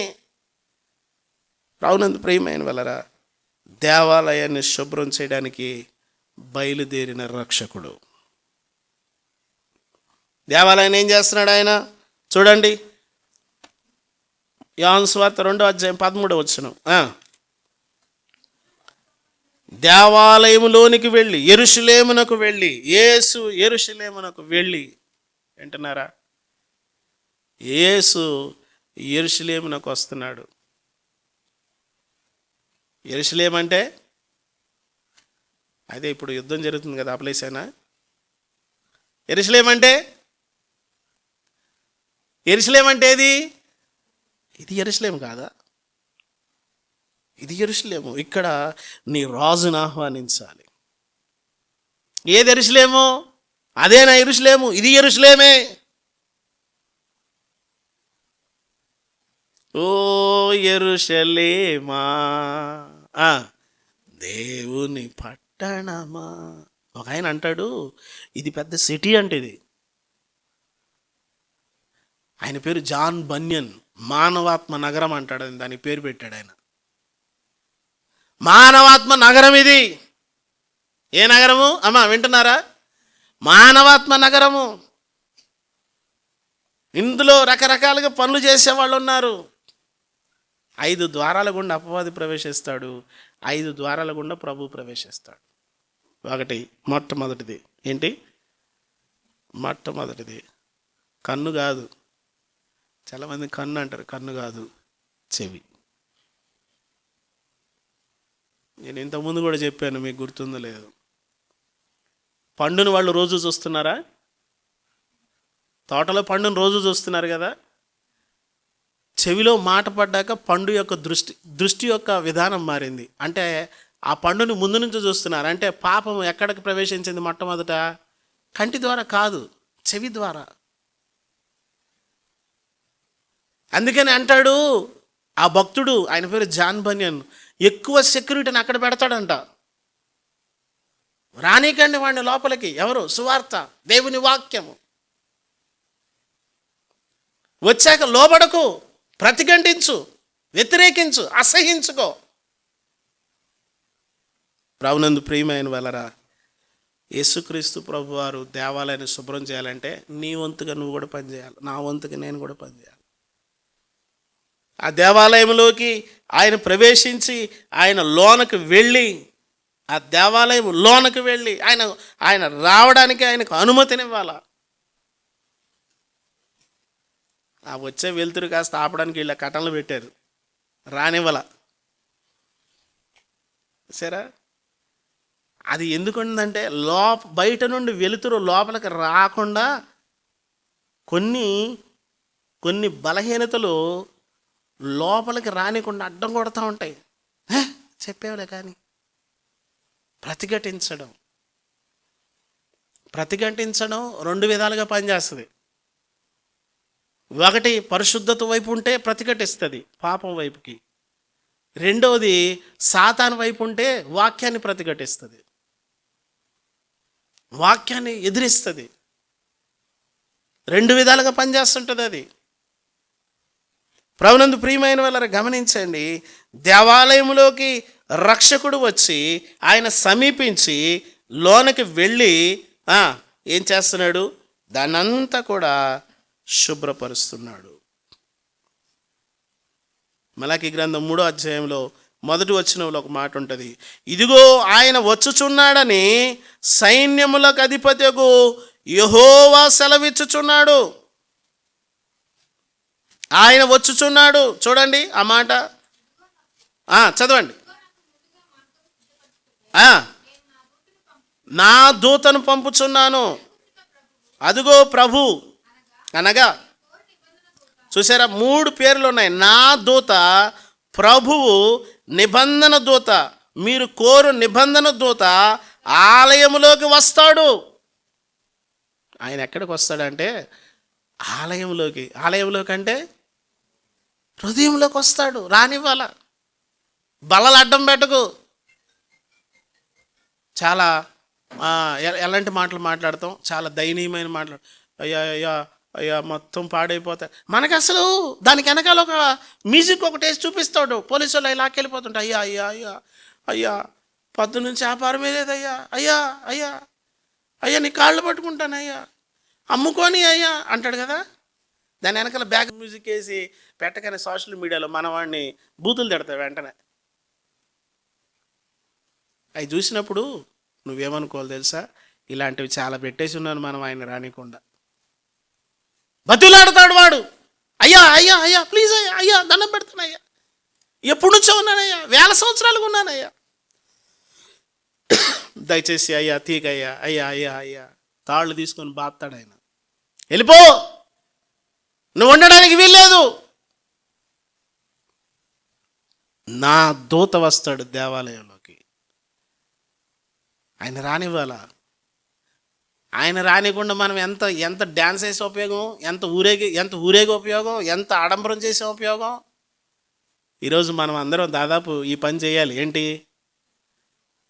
దావీదు తనయ హోసన్నా మట్టలు తీసుకొని ఆ మట్టల అంచులో ఆ పూలు గుచ్చి ఏం చేయాలా? హోసన్నా. గాడిద నోటి తెచ్చి యేసుప్రభు కనీసం బొమ్మని నెట్టేసి హోసన్నా హోసన్నా. అసలు లోపలికి రానివ్వం కానీ రోడ్ల మీద రచ్చ చేస్తాం. దేవాలయం అంతా కూడా పాడు మనమే చేస్తాం. దేవాలయాన్ని అపవిత్రం చేస్తాం మనమే. దేవాలయము ఇదే దేవాలయం, దీన్ని అపవిత్రం చేస్తాం. వ్యాపారాలు చేస్తాం, ఇక్కడ రోకలు మారేస్తాం, బిజినెస్ చేస్తాం, మోసం చేస్తాం. అంటున్నాడు దొంగలు ఉన్నారు అక్కడ. దేవుని సొమ్ము తినే దొంగలు ఉన్నారు అక్కడ. దేవుని సొమ్ము తినే దొంగలు ఉన్నారు. ప్రియులారా, ఇంకెవరున్నారు? లోపల నుండి అనగా మనుషుల హృదయములో నుండి దురాలోచనలు. మార్కు సువార్త 7:20. లోపల నుండి అనగా మనుషుల హృదయములో నుండి దురాలోచన. హలో, ఆడ జరిగే బిజినెస్ ఇదే. హృదయంలో ఏం జరుగుతుందో తెలుసా? హృదయం మోసకరమైంది. ఆయన అంటాడు యెరెమీయా, హృదయం మోసకరమైంది, అది ఘోరమైన వ్యాధి కలది. దాన్ని ఎవడు గ్రహిస్తాడు? ఎవడికి అర్థం కాదు హృదయం. గుర్తుపెట్టుకో. ఒకరోజేమో ఇలా ఫోన్ చేస్తుంది, ప్రార్థన చేస్తుంది, దేవుడుతుంది. ఇంకోసారి ఏమో పెద్ద గొడవ చేస్తుంది. ఓ రోజు భక్తిగా ఉంటుంది, ఓ రోజు గందరగోళం చేస్తుంది అది. అందుకని అంటున్నాడు హృదయం మోసకరమైంది, ఘోరమైన వ్యాధి గలది, దాన్ని ఎవడు గ్రహిస్తాడు? దానిలో నుండి ఏమొస్తాయంటే లోపల నుండి అనగా మనుషుల హృదయంలో నుండి దురాలోచనలు వస్తాయి. అబ్బా, ఎక్కడి నుండి దురాలోచనలు వస్తాయి చెప్పాలి? దురాలోచనలు వచ్చేది ఎక్కడి నుండి? అసలు మా అత్తగారు వాళ్ళ వల్లే సమస్యలు వస్తాయి అంటారు. ఎవరి వల్ల చెప్పట్లేదు ఏంటో మరి. కొంతమందికి దరిద్రపు అలవాటు ఉంటా ఉంటుంది. ఏమని? మా అత్తగారు వాళ్ళ వల్లే సమస్యలన్నీ. వాళ్ళు లేకపోతే అంటే వాళ్ళు లేకపోతే ఏం చేస్తావు? అలా అనద్దు, అలా అనద్దు. కదా.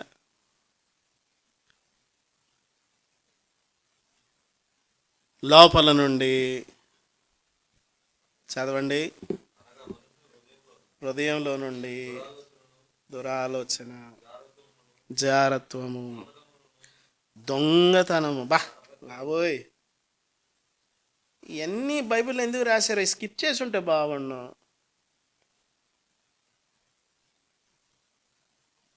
అందుకే బైబిల్ నచ్చట్లా చాలామందికి.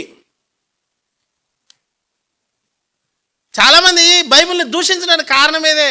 ఇట్లాంటి చెప్పొద్దు. వ్యభిచారం చేసుకో, దొంగతనం చేసుకో, మోసం చేసుకో, హత్య చేసుకో, పొడిసి అవతలోడది లాగేసుకో, గుంజుకో, ఇవి చెప్తేనే మంచోడు. మనిషివి అలా ఉండొద్దురా నాయన, నువ్వు మనసు మార్చుకుంటే బైబిలు మంచిది కాదు. తగలబెట్టేయండి దాన్ని. అడ్డం పెట్టేస్తున్నారు, బల్లలు తెచ్చి రోకలు మార్చుకుంటున్నారు, వ్యాపారం చేస్తున్నారు, వ్యభిచారం చేస్తున్నారు, దొంగతనాలు చేస్తున్నారు. అక్కడ అడ్డం పెట్టేసేసి రానిట్లేదు. చాలామంది వాక్యాన్ని లోపలికి రానిట్లేదు. ప్రియులారా, వాక్యాన్ని వ్యతిరేకిస్తున్నారు. వాక్యాన్ని వ్యతిరేకించే దినాల్లోకి వచ్చేసాం మనం. నాకేమనిపిస్తుంది చెప్పనా, మన టైంలోనే రాకడైపోద్ది అనుకుంటున్నాను.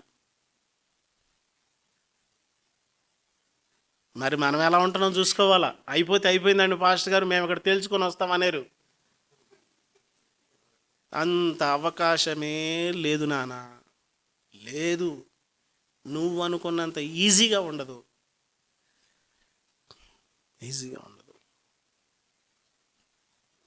అవునందు ప్రియమైన వాళ్ళరా, లోపల ఇవి ఉండిపోయినాయి, ఇవన్నీ ఉండిపోయినాయి దేవాలయం లోపల. ఏది దేవాలయం? హృదయమే దేవాలయం. నీ హృదయమే ఆలయం. మలాకి గ్రంథంలో చూసాం కదా, అదిగో ఆయన వచ్చుచున్నాడు. ఆయన వచ్చేటప్పుడు లోపల ఇవి ఉన్నాయి. మార్కు సువార్తలో అంటున్నాడు, ఆయన వచ్చేటప్పుడు లోపల ఉన్నాయి. లోపల నుండి అనగా మనుషుల హృదయంలో నుండి దురాలోచన,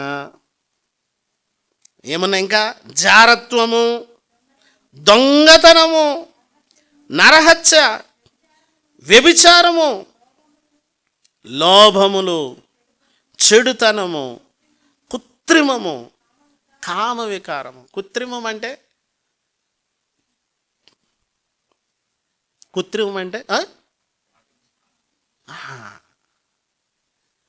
నకిలీ. మొత్తం నకిలీ ఉంది లోపల. నకిలీ బల్ల ఉంది, వ్యభిచారం బల్ల ఉంది, వ్యాపారం చేస్తుంది, వ్యభిచారపు వ్యాపారం. ఏమేం బల్లలు ఉన్నాయి? అడ్డం పెట్టేశారు, రానిట్లేదు. ఆయన ఆగమన ప్రకాశము జరుగుతుంది అక్కడ. ఆయన ఆగమనము, ఆయన దేవాలయం లోనికి వస్తున్నాడు. ప్రియులరా, అదిగో ఆయన లోపలికి వచ్చి మన జీవితంలో కూడా జరగాల. ఏమేం జరగాల? 4 విషయాలు ప్రాముఖ్యమైనవి. ఇవి జరుగుతూ ఉండాల. 3 మొట్టమొదటి చెప్పాను. ఏమిటి? మొట్టమొదటిది మర్చిపోవద్దు, ఇది ధ్యానించు, పాటించు, బోధించు. పాటించే దగ్గర ఫెయిల్ అయిపోయామని రాసుకోండి. ఆ 7వ వచనంలో యెహోషువ గ్రంథం 1వ అధ్యాయం 7వ వచనం దగ్గర పాటించని దగ్గర నేను ఫెయిల్ అయిపోయానని రాసుకోవాలి. మత్తయి సువార్తలో అనుకుంటా ఒక దగ్గర ఉంటుంది, వేషధారి అని ఉంటుంది. అక్కడ నా బైబిల్ ఏమని రాసుకున్నా తెలుసా? నేనే అని రాసుకున్నా. వేషధారి అనే దగ్గర నేను నా బైబిల్లో పెన్సిల్తో రాసుకున్నాను. మీరు ఎవరైనా వస్తే చూపిస్తాను, నా బైబిల్ ఎక్కడ ఉంది. మనం ఏం చేస్తాం? వేషధారి అని వచ్చిన తీసుకుని ఆడే వేషధారి, ఈడి వేషధారి, ఒరే వేషధారి, ఒరే వేషధారి, వేషధారి దానా. ముందా కంపంతా నీ దగ్గరే ఉంది.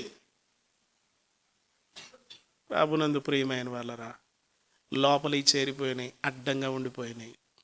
లోపల ఏముంది? వాక్యానికి చోటు ఉందా? చోటు ఉండట్లేదు వాక్యానికి. వాక్యం మీద ప్రేమ ఉండట్లేదు, వాక్యం మీద చోటు ఉండట్లేదు, వాక్యాన్ని వెంబడించడం లేదు, బ్రతిమలాడుతుంటే రావట్లేదు, కేకలేస్తే రావట్లేదు. మీరెందుకు ఇలా చెప్తున్నారు అంటున్నారు, దాన్ని ద్వేషిస్తున్నారు. ఏమనుంది? మనిషి లోపల నుండి ఇవన్నీ లోపలికి వెళ్ళేవి మంచివి, లోపల నుండి వచ్చేవి చెడ్డవి. మంచి గాలి తీసుకుని ఏం వదులుతాం? లోపల నుండి ఏమొస్తుంది? అసలు అసలు చెడ్డయన్నీ తయారయ్యేది ఎక్కడ? ప్రొడక్షన్ ఎక్కడ జరుగుతుంది? అయ్యో బాబోయ్, దరిద్రవంతం అందైనా ఉంది. అయితే మళ్ళా ఆళ్ళల్లో అక్కడక్కడ ఒక్కొక్కళ్ళు వేస్తుంటాడు, నేను దేవుణ్ణి. ఒరేయ్, లోపల నుంచి వచ్చేదంతా కంపురా, పనికి మాలినవాడా. ఈ లోపల నుంచి ఈ మధ్య కొత్త బాబా వచ్చాడు, దేకే బాబా. దేకే బాబా అంటే దేకతున్నాడు. ఎవరంట? Variety variety తయారైపోయారు. దేకే బాబా ఒకడు, నాకే బాగా ఒకడు, గోకే బాబా ఒకడు. ప్రియులరా, చివరి దినాల్లో ఉన్నామండి మనం. యేసుప్రభు వారు వచ్చేస్తూ ఉన్నాడు. పరిశుద్ధాత్మదేవుడు మనకు మరలా మరలా మరలా మరలా పిలిపిస్తూ ఉన్నాడు. అదిగో లోపల ఈ ప్రొడక్షన్ జరుగుతూ ఉంది, ఇవి తయారవుతున్నాయి. ఏంటి? దురాలోచన. మంచి ఆలోచనే రాదు. వింటున్నారా? అసలు ఎప్పుడైనా మంచి ఆలోచన వచ్చిందా? పాస్టర్లకు కూడా మంచి ఆలోచన రావట్లేదు. చర్చి జనాలు నిండిపోవాలంటే ఏం చేయాలా? అట్టిపళ్ళు అమ్మాలా, ఖర్చీపులు అమ్మాలా. ఏమమ్మాలా? యెరూషలేము నుంచి తెచ్చిన మట్టి అమ్మాలా, ఆపిలికాయలు అమ్మాలా. ఆన్లైన్ పడగొట్టేసి సోషల్ మీడియాలో పెట్టాలా, గోల గోల చేయాలా, మొత్తాన్ని నింపుకోవాలా. వీళ్ళందరినీ తీసుకుని వెళ్ళి తర్వాత ఏ గోతులను తోసేయాల. జాగ్రత్త జాగ్రత్త. ఎవరిని వెంబడిస్తున్నారో చూడండి, ఏం వింటున్నారో చూడండి.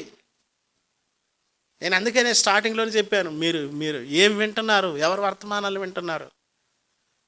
ఆ వర్తమానం నీ దగ్గరకు వస్తే నేను కలుషితం చేస్తుందేమో. ఒకవేళ ఆత్మానుసారమైన వర్తమానాలు వినడం లేదు. అవి ఎలా ఉంటాయి చెప్పండి? ఎలా ఉంటాయి తెలుసా మీకు? చాలా కష్టంగా ఉంటాయి తెలుసా మీకు? చాలా కష్టంగా ఉంటాయి. యేసు ప్రభు వారి బోధ చాలా కష్టంగా ఉంటుంది, గుర్తుపెట్టుకోండి. లేఖనానుసారమైన బోధ చాలా కష్టంగా ఉంటుంది, చాలా కష్టంగా ఉంటుంది. దాన్ని వెంబడించు. మాయలు, మరాఠీలు కదా ఏం చేస్తూ ఉంటారు? ఒక ఆమె ఉంది ఇక్కడ, ఆమె కడుపు నొప్పితో బాధపడుతుంది అనేవాడు ఒకడు. ఒక అతను ఉన్నాడు, ఉద్యోగం లేక 3 నెలల నుంచి ఇబ్బంది పడుతూ ఆత్మహత్య చేసుకుందామని ప్రయత్నం చేస్తున్నాడు అనేవాడు ఒకడు. ఎందుకు ఇవన్నీ? ఎందుకు అవసరమా? యేసుప్రభుకి తెలియని జిమ్మికులు అయ్యా. యేసుప్రభు ఆ జిమ్మికులు చేశాడా? ఆయన తెలియవు అయ్యి. ఆయన చేయగలడుగా, ఆ జిమ్మికులు చేయగలడా? చేయడు ఆయన. అట్టడి చేసేది ఆయనకు రాదా? చేయలేడా? అక్కడి నుంచి చెప్పలేడా? మారుతా అనలేడా? ఇట్టోళ్ళే తయారైపోయారు. ఒకడిని చూసి ఒకడు. ఒక అతను అన్నాడు, బ్రదర్ మనం బాగా డెవలప్ అవ్వాలంటే పెద్ద ఫంక్షన్ హాల్లో పెట్టాలి పాస్టర్ గారు అంటున్నాడు. పెట్టు పోయి, నాకైతే చెప్తున్నా, పెట్టుకోపో. ఇప్పుడు డెవలప్ అవ్వాలి, ముందు డెవలప్ అయిపోవాలా. అమ్మో రేపు దేవుని ఎదుట ఎలా నిలబడతాం? అమ్మో ఆవిరైపోతాం, అంతే ఆవిరైపోతాం. మాయలు చేయడం కాదు, మోసం చేయడం కాదు, ప్రభు ఎదుట నిలబడలేవు. యేసుక్రీస్తు ప్రభు వారు 4 పనులు చేశాడు. 3 పనులు అవి చెప్పాను, 4 పనులు ఇవి చెప్పి నేను ముగించేస్తాను. ఏమేం చేశాడు ఆయన? తోలివేసి, చల్లివేసి, పడద్రోసి తీసుకొని పోండి అని చెప్పి. ఏముండద్దు ఇక్కడ ఉండడానికి. యేసుప్రభు వారు అంటున్నాడు, ఏమి ఉండడానికి వీల్లేదు, నీ హృదయంలో ఏమి ఉండడానికి నేను ఒప్పుకోను. ఫరో అన్నాడు మోషేతో, మోషే మీ దేవుడికి బలి అర్పిస్తామన్నారుగా, పోండి. 3 దినాలు వెళ్తామన్నారుగా, పోండి. పశువులు కావాలన్నారుగా, పోండి, తీసుకుపోండి అంటే మోషే ఒక మాట అన్నాడు, ఒక్క డెక్క కూడా ఇక్కడ విడిచిపెట్టి వెళ్ళమంటాడు. ఒక్క డెక్క కూడా ఇక్కడ విడిచిపెట్టి వెళ్ళాలి, మొత్తాన్ని తీసుకుని వెళ్ళాలి మేము ఎక్కడి నుంచి. మా పిల్లలు ఫస్ట్ అంటాడు ఫరో, మగవారు మాత్రమే వెళ్ళండి అంటాడు. రెండోసారి ఫరో అంటాడు, కుటుంబాలుగా వెళ్ళండి అంటాడు. మీ పశువులు ఇక్కడ ఉంచండి అంటాడు. మీ ఆస్తులు ఇక్కడ ఉంచండి అంటాడు ఫరో. మోషే అంటాడు, ఒక్క డెక్క కూడా వదిలిపెట్టద్దు అన్నాడు మా దేవుడు. మేము అందరం ఎక్కడి నుంచి వెళ్ళిపోవాలి. మేము హోరేబు కొండ దగ్గరికి వెళ్ళి బలర్పించాలి. ఇలారా దేవుడు ఏమంటాడు తెలుసా, ఏమి ఉండడానికి వీల్లేదు. యేసుప్రభు వారు హృదయంలోకి వస్తే సగం దాంట్లో నువ్వు ఉండు ప్రభు, సగం దాంట్లో కొంచెం బిజినెస్ చేసుకొని నేను బతకాలిగా అంటే ప్రభు అంటాడు, ఏయ్ సమస్య లేదు, ఎవడు ఉండడానికి వీల్లేదు, అక్కడ కూడా ఉండడానికి వీల్లేదు, ఇక్కడ ఎవడు ఉండడానికి వీల్లేదు, లోపల నేను బయటికి వెళ్ళిపోవాల్సిందే. మరే నేను చేసే బిజినెస్ ఎట్టది కదా ప్రభు, చిన్న అబద్ధాలు ఉన్నాయిలే. ఏంటి, ఈ ఒక్క బల్ల వేసుకుంటాను, మిగతా బల్లలని ఈరోజు నుంచి తీసేస్తున్నాను ప్రభు. నువ్వు చెప్పినట్టే చల్లేస్తున్నాను, నువ్వు చెప్పినట్టే అవతల వేసేస్తున్నాను, పడదోసేస్తున్నాను. ఇది ఒక్కటి మాత్రం నీ ప్రభు అంటే ప్రభు అంటాడు, సమస్య లేదు, తీసేయి తీసేయి తీసేయి. ఒక మాట ఉంటుంది పత్రికల్లో, ఒక మాట ఉంటుంది, ఏమని ఉంటుంది తెలుసా?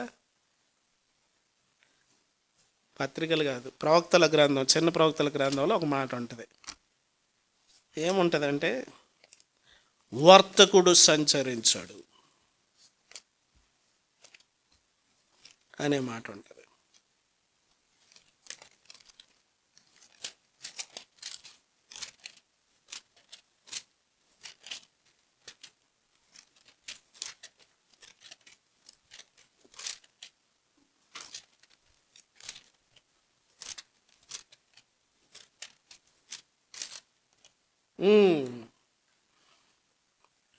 జకర్యా గ్రంథం 14వ అధ్యాయము ఆఖరి వచనము, ఆఖరి లైను. జకర్యా గ్రంథం లాస్ట్ వర్డ్, ఆ దినమున కనానీయుడు ఇంకను సైన్యములకు అధిపతికి యెహోవా మందిరములో ఉండడు. వాడు ఉండడానికి వీలు లేదు. ఎవరు ఆ వ్యక్తి ఎవరు? కనానీయుడు అంటే వర్తకుడు, వ్యాపారం చేసేవాడు, వ్యాపారం చేస్తున్నాడు అక్కడ. సైన్యములకు అధిపతికి యెహోవా మందిరములో ఉన్నాడు. నాటుకుపోయి ఉన్నాడు, మందిరంలో నాటుకుపోయి ఉన్నాడు. ఎక్కడ నాటుకుపోయాడు? గట్టిగా పిల్లర్లేసి కట్టేసుకున్నాడు. 60-70 ఏళ్ళుగా ఉంటున్నాం, 100 ఏళ్ళుగా ఉంటున్నాం, 6000 సంవత్సరాలుగా ఉంటున్నాం. ఆదాములో నుంచి ఉన్నాం మేమంతా. మమ్మల్ని వెళ్ళిపోమంటావేంటి పూట వచ్చి నువ్వు? యెహోవా మందిరములో వర్తకుడు ఉండకూడదు, వెళ్ళిపో. తాడు తీసుకొని మెలేసి తోలేస్తున్నాడు యేసయ్య. జీవితంలో నుండి అవి బయటికి వెళ్ళకపోతే, అది ఏదైనా కానీ, యేసుక్రీస్తు ప్రభువుకి వ్యతిరేకమైంది ఏదైనా కానీ మన జీవితంలో ఉంటే ఆయన ఒప్పుకోడు, ఆయన అసహించుకుంటాడు. ఆ చివరి మాట చూద్దాం. నీ ఇంటిని గురించినటువంటి ఆసక్తి నన్ను ఏం చేస్తూ ఉంది? వాళ్ళు ఏం చేశారంటే తండ్రి ఇంటిని ఇలా మారిస్తే ఆయనకి మరి బాధ అయ్యేదా? నా తండ్రి ఇంటిని మీరేం చేశారంటే వ్యాపార పిల్లుగా మార్చేశారు నా తండ్రి ఇంటిని. ప్రభునందు ప్రియమైన వాళ్ళరా, ఆ ఇల్లు ఎటువంటి ఇల్లుగా ఉండాలంటే, ఆ ఇల్లు ఆరాధన జరిగే ఇల్లుగా ఉండాలా. ఆ ఇంట్లో ఆరాధన రావాలా, ఆ ఇంట్లో స్తుతి రావాలా. ఓ మాట ఉంటుంది బైబిల్ గ్రంథంలో, నీతిమంతుల గుడారంలో, ఇదిగో ఇదే ఆ గుడారం. కొంతమంది ఏం చేస్తారు తెలుసా? ఇంట్లో పడుకొని చక్కగా వంట చేసుకుంటా చక్కగా కదా. కొంతమంది బాత్రూంలోకి వెళ్ళి అప్పుడు పాడతారు పాట. గానమే అది డోర్ క్లోజ్ చేసాక సౌండ్ రీసౌండ్ వస్తూ ఉంటుంది మంచి. నా నా నా జయ గీతమే పాడనా. అంతమంది మంచం మీద పడుకొని నా నా నా నా యేసయ్యా. ఎక్కడి నుంచి? బల్లలో ఉంటే పాట ఆడొస్తుంది. బల్లల సౌండ్ ఎలా ఉంటుంది? గర్ర గర్ర గర్ర అని లాగండి, గర్ర సౌండ్ వస్తుంది, గర్ర సౌండ్ వస్తుంది. లోపల వేరే శబ్దాలు ఉంటే పాట రాదు. కొన్ని గేట్లు సౌండ్ వస్తాయి కదా, తలుపు చేస్తే కీ అంటది, చూసారా? ఓ పాస్టర్ గారు నూనె సీసా తీసుకుని వెళ్ళేవాడంట. నూనె సీసా తీసుకెళ్ళి వాటిపైన పోసేవాడంట ఆయన. ఆయన అనేవాడు ఏమన్నాడు తెలుసా? ఈ శబ్దాలు రాకూడదు మన ఇళ్లలో. నూనె పోయాల శబ్దం రాకుండా. మన ఇంట్లో వేరే వేరే శబ్దాలు రాకుండా ఏం పోయాలా? నూనె పోయాలా. నూనె దేనికి గుర్తు? ప్రార్థన. వేరే వేరే శబ్దాలు రానియద్దు నీ ఇంట్లో నుంచి, నీ ఇంట్లో నుంచి, నీ ఇంట్లో నుంచి. వేరే వేరే శబ్దాలు వస్తూ ఉంటాయి వాళ్ళ ఇళ్లలో నుంచి. పెద్ద పెద్దగా శబ్దాలు వస్తుంటాయి కదా, థళ్ థళ్ అని సౌండ్లు వస్తూ ఉంటాయి, పెద్ద పెద్ద శబ్దాలు వస్తాయి. నీ ఇంట్లో శబ్దాలు రాకుండా ఉండాలంటే నూనె పోయాల. ఆ పాస్టర్ గారు ఎప్పుడు ఆ బ్యాగులో నూనె పట్టుకొని ఉండేవాడంట. ఆ ఇంటికి వచ్చి గేట్ తీసేవాడంట. అది సౌండ్ వస్తే వెంటనే నూనె పోసేవాడంట. ఆయన అనేవాడంట, అమ్మ శబ్దాలు రాకూడదు. చాలామంది వాళ్ళ జీవితంలో శబ్దాలు వస్తున్నా సరే ఆ శబ్దాలతోటి వెళ్ళిపోతూ ఉంటారు. ఇంకా బాగుంది, ఇంకొద్ది పెంచండి సౌండ్, ఇంకొంచెం. అక్కడ తుప్పు పట్టేసింది కదా, అంతేగా? ఆ తుప్పు అంతా పోవాలా. జీవితంలో తుప్పు పోతే శబ్దం రాదు. నూనె పోయండి, ఎలా ఉంటుంది? సైలెంట్గా ఉంటుంది సౌండ్. రావనందు ప్రియమైన వాళ్ళరా, ఇదిగో ఆ శబ్దాలన్నీ బయటకు పోవాలంటే నూనె పోయాలా. నేను ముగిస్తూ ఉన్నాను. నా తండ్రి ఇల్లు వ్యాపారపు ఇల్లుగా మార్చారు. దొంగలు ఉన్నారు. ఎవరున్నారు చూసుకో. హృదయంలో పాటిస్తున్నావు లేదు చూసుకో. బోధించడం కాదు, కేవలం ధ్యానించి వదిలేయడం కాదు, దాన్ని మనం ఆచరణలో పెడుతున్నావా లేదా? ఆచరణలో పెట్టేదైనా చెప్పానుగా, నీ బైబిల్లో పెన్సిల్ తీసుకొని ఏ వచనం దగ్గర రాయగలవు ధైర్యంగా, ఈ వచనాన్ని నేను నెరవేర్చానని. ఒక వచనం దగ్గర రాయి. ఒక వచనం దగ్గర పెట్టగలవా? యేసుక్రీస్తు ప్రభువారు బైబిల్లో ప్రతి అక్షరం మీద ఆయన ముద్ర వేయగలడు, నేను నెరవేర్చాను దాన్ని అని. పౌలు భక్తుడు ప్రతి వచనం దగ్గర ధైర్యంగా ఆయన పెట్టగలడు, దీన్ని నేను నెరవేర్చానని. మనం ఇది కాదులే ఇంకోటి ఏదైనా చూద్దాం, ఇది కాదులే ఇంకోటి ఏమైనా చూద్దాం, ఇది కాదులే ఇంకోటి ఏమైనా చూద్దాం. చేసుకో, ధైర్యం చెయ్యి. ఈ వచనాన్ని నేను నెరవేర్చాను, ఈ వచనాన్ని నేను పాటించాను. ఆ మాట మళ్ళీ చదివి ముగిద్దామా? చాలా బాగుంది. 7వ వచనం, యెహోషువ గ్రంథం 1వ అధ్యాయం 7వ వచనం. అందరం కలిసి చదువుదాం. ఆ మాట చదివి మనం ప్రార్థన చేసుకుందాం. అందరం కలిసి చదువుదామా? యెహోషువ గ్రంథం 1వ అధ్యాయం 7వ వచనం. అందరం కలిసి చదువుదాం. అయితే నీవు నిబ్బరము కలిగి జాగ్రత్త పడి బహుధైర్యముగా నుండి నా సేవకుడైన మోషే నీకు ఆజ్ఞాపించిన ధర్మశాస్త్రం అంతటి చొప్పున చేయవలెను. నీవు నడుచు ప్రతి మార్గము చక్కగా ప్రవర్తించినట్లు నీవు దాని నుండి కుడికి కానీ ఎడమకి కానీ తొలగిపోకూడదు. ఈ ధర్మశాస్త్రమును నీవు బోధింపక తప్పిపోకూడదు. దానిలో వ్రాయబడిన వాటన్నిటి ప్రకారం చేయుటకు నీవు జాగ్రత్త పడినట్లు దివారాత్రము దాన్ని ధ్యానించిన ఎడల నీ మార్గమును వర్ధిల్ల చేసుకొని చక్కగా ప్రవర్తించదవు. దేవుడు ఈ వాక్య భాగమును దీవించునుగాక. తలలు వంచండి, ప్రార్థన చేద్దాం. దయచేసి మనల్ని మనం పరిశీలన చేసుకుందాం. ఏమి హృదయంలో ప్రభువు రాకుండా అడ్డంగా ఉన్నాయో పరిశీలన చేసుకో. వాటిని బయటికి తీసి పడవేసే, లేకపోతే వాటిని అసహించుకో. అవి చేయడానికి నేను ఇష్టపడడం లేదు, నీవు నాలో నుండి వెళ్ళిపోవడం మంచిది. ఇదిగో నీకు నాకు సంబంధం లేదు, నేను ప్రభువుకు సంబంధించిన వ్యక్తిని, ప్రభువుకు సంబంధించిన దానని, ప్రభువుకు సంబంధించిన వాడని. నాకు నీకు సంబంధం లేదు.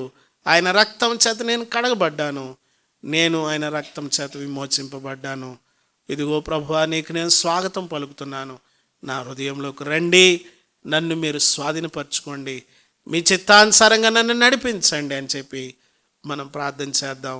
నువ్వు చక్కగా ప్రవర్తించాలంటే నువ్వు మొట్టమొదటిగా ధ్యానించాలి, పాటించాలి, ఇదిగో దాని ప్రకారం ప్రకటించాలి.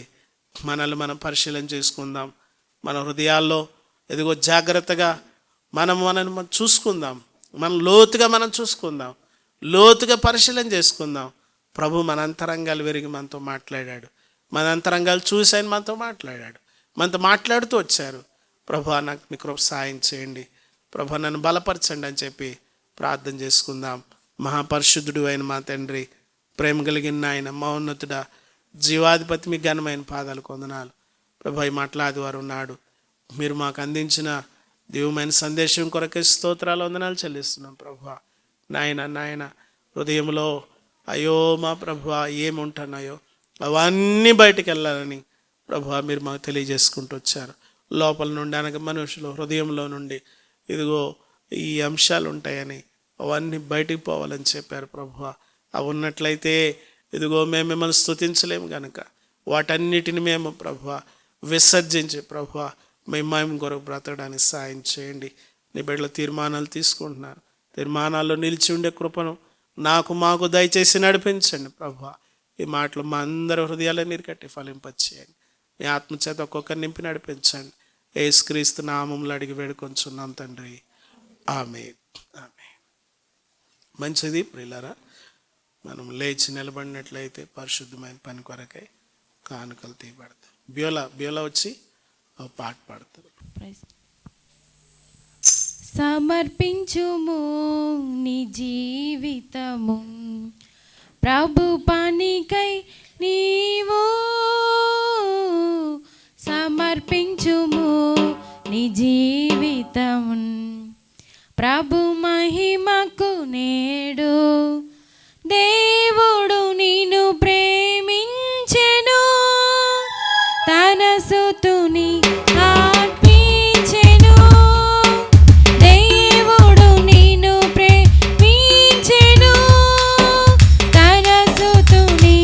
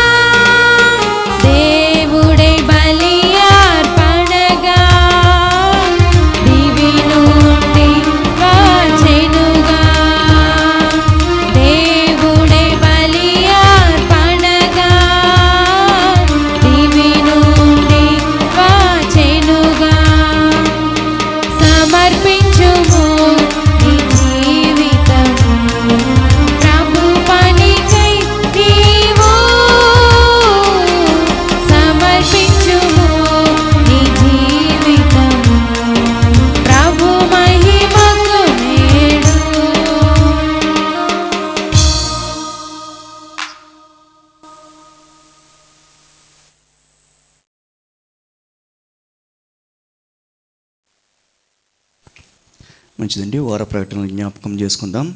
ప్రతి ఆదివారం కూడా ఈ వచ్చే 3 నెలలు కూడా 10 గంటలకి ఇక్కడ సర్వీస్ ప్రారంభమవుతుందండి.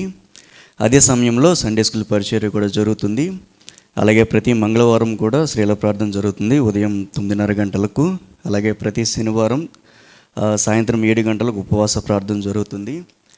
మనకి గుడ్ ఫ్రైడే ఈవెంట్ ఉంది కాబట్టి ఈ యొక్క శుక్రవారం, ఈ వారంలో శుక్రవారం ఉదయం 9:30 గంటలకు గుడ్ ఫ్రైడే ఈవెంట్ జరుగుతుంది కాబట్టి సంఘస్థులందరూ కూడా సమయాలను గమనించండి. టైంకే వచ్చి పార్టిసిపేట్ చేయాల్సిందిగా మనవి చేస్తూ ఉన్నాం. చివరి ప్రార్థన ఆశీర్వాద ప్రార్థన దైవజనులు చేస్తారు. ప్రార్థన చేసుకుందామండి. చివరి ప్రార్థన చేసుకుందాం. మమ్మల్ని మిక్కిలిగా ప్రేమించిన మా ప్రియ పరలోకపు తండ్రి, నీ ప్రేమను బట్టి, నీ కృపను బట్టి ఇంతవరకు నాయన మీరు మా కొరకు ప్రభువా మీరు వినిపించిన మాటలన్నింటిని బట్టి నన్ను నీకు వేలాది వందనాలు తెలియజేస్తున్నావు స్వామి. అవునయ్యా, నీవు చూచుచున్న దేవుడవు ప్రభువా, మా యొక్క స్థితి అంతటిని మీరు ఎరిగి ఉన్న దేవుడవు. అన్ని విషయాల్లో మేము పరిశుద్ధపరచబడేటకు ప్రభువా మీరు మాకు అనుగ్రహించిన మాటలన్నింటిని బట్టి వందనాలు తెలియజేస్తూ ఉన్నాం. అయ్యా, మేము ఏ విధంగా ఉండాలో, మేము ధ్యానించే వారంగా ఉండాలని, పాటించే వారంగా ఉండాలని, బోధించే వారంగా ఉండాలని అయా నీ లేఖనాల్లోంచి విలువైన విషయాలను మీరు మాకు తెలియజేసిన గొప్ప దేవుడవు. అయా, మా హృదయాలు నాయన నీకు ఆలయముగా ఉండాలని అయా మీరు చెప్పారు ప్రభువా. మా హృదయాల్లో వేటిని మేము ఉంచుకొని ప్రభువా నాయన నీకు స్థానం ఇవ్వలేనటువంటి వారుగా మేము ఉంటూ ఉన్నాము. అయా, నీ యొక్క వాక్యాన్ని ప్రభువా తేటగా స్పష్టముగా మాకు అర్థమయ్యే రీతిలో మీరు మాకు బోధించిన గొప్ప దేవుడవు. అయ్యా, నీవు త్వరగా రాబోతున్నావు గనక అయ్యా మా హృదయాలను ప్రభువా నాయన నీకు ఆలయముగా మేము ఏర్పాటు చేసుకుని ప్రభువా అన్ని విషయాల్లో నాయన మేమందరం కూడా ప్రభువా దీవెన పొందేవారముగా మేము ఉండడానికి సహాయపడండి. అయ్యా, ఈ మాటలు మేము ఎంత మాత్రం విడిచిపెట్టక ప్రభువా అయ్యా వాటిని ధ్యానించి వాటిని పాటించే వారంగా అయ్యా నీ చిత్తమైతే ఇతరులకు మేము బోధించగలిగే వారంగా మీరు మమ్మల్ని ఉంచండి. ఇక్కడ ప్రభువా మోకరించి ప్రార్థిస్తున్న ప్రతి ఒక్క నీ బిడ్డను మీరు జ్ఞాపకం చేసుకోండి ప్రభా. ఎవరెవరైతే నాయన అనారోగ్యంతో ఉన్నారో, ఎవరెవరైతే ఇబ్బందులతో ఉన్నారో ప్రభా ప్రతి ఒక్కరు మీరు జ్ఞాపకం చేసుకుని చక్కటి ఆరోగ్యాలు ప్రతి ఒక్కరికి దయచేయండి. ఎవరెవరైతే వారి అవస్థల నిమిత్తం నీ వైపు చేతులు చాపి ప్రభా నీ యొక్క సహాయాన్ని కోరుకుంటూ ఉన్నారో అయ్యా ప్రతి ఒక్కరికి మీరు సహాయపడండి. నీ మెండిని దీవెనలతో ప్రతి ఒక్కరిని నింపండి. అలాగే ప్రభా చిన్న బిడ్డలను జ్ఞాపకం చేసుకోండి. ఎగ్జామ్స్ రాసిన నీ యొక్క బిడ్డలను జ్ఞాపకం చేసుకోండి. ప్రతి ఒక్కరికి మంచి ప్రభా రిజల్ట్ని దయచేయండి. ఎగ్జామ్స్ రాయబోతున్న వారిని, ఉద్యోగాల నిమిత్తం వెళ్తున్న వారిని, వ్యాపారాల నిమిత్తం అయ్యా ప్రయాణాలు చేస్తున్న వారిని ప్రతి ఒక్కరిని మీరు జ్ఞాపకం చేసుకోండి. ప్రతి ఒక్కరికి చక్కటిగా ఆరోగ్యాలు దయచేయండి. అయ్యా మా చేతి పనిని మీరు స్థిరపరచండి, దీవించండి. అయ్యా నీ దాసుల కుటుంబాన్ని మీరు జ్ఞాపకం చేసుకోండి. అయ్యా కూడికి అంతయునైనా మా కొరకు ఆశీర్వాదకరంగా దీవెనకరంగా మీరు ఉంచాలని మేము నమ్ముచున్నాం ప్రభా. అయ్యా నీ సన్నిధికి తేబడిన అర్పణలను మీరు జ్ఞాపకం చేసుకోండి. ప్రతి ఒక్కరికి రావాల్సిన దీవెనలో మెండుగా మీరు అనుగ్రహించమని ఇచ్చిన ప్రార్థన ఈ పాసందుకు చేర్చుకోమని నజరేయుడైన యేసుక్రీస్తు పుణ్యనామమున ప్రార్థించి బ్రతిమలాడి వేడుకుంటున్నాం తండ్రి, ఆమేన్. పరలోకొందన మా తండ్రి, నామం పరిశుద్ధపరచబడును గాక, నీ రాజ్యం వచ్చును గాక, యుద్ధం పరలోకొందని నడుచున్న ప్రకారం భూమి మీద నెరవేరును గాక. మాకు కావాల్సిన ఆహారం మాకు దయచేయండి. మనం క్షమించిన ప్రకారం క్షమించండి. తప్పించండి. రాజ్యం బలము మహిమ నిరంతరం తండ్రి, ఆమేన్. మన తండ్రి అయిన దేవుని యొక్క ప్రేమయు, ఆయన కుమారుడు ఒకే ఒక రక్షకుడు యేసుక్రీస్తు ప్రభువారి దివ్యమైన మహాకృపయు, పరిశుద్ధాత్మ దేవుని యొక్క సన్నిధి, సమాధానము, క్షేమం మన కుటుంబాలకి, పరిచర్యకి ప్రభుత్వ పర్యంతము తోడై ఉండి కాపాడి దీవించును గాక. ఆమేన్.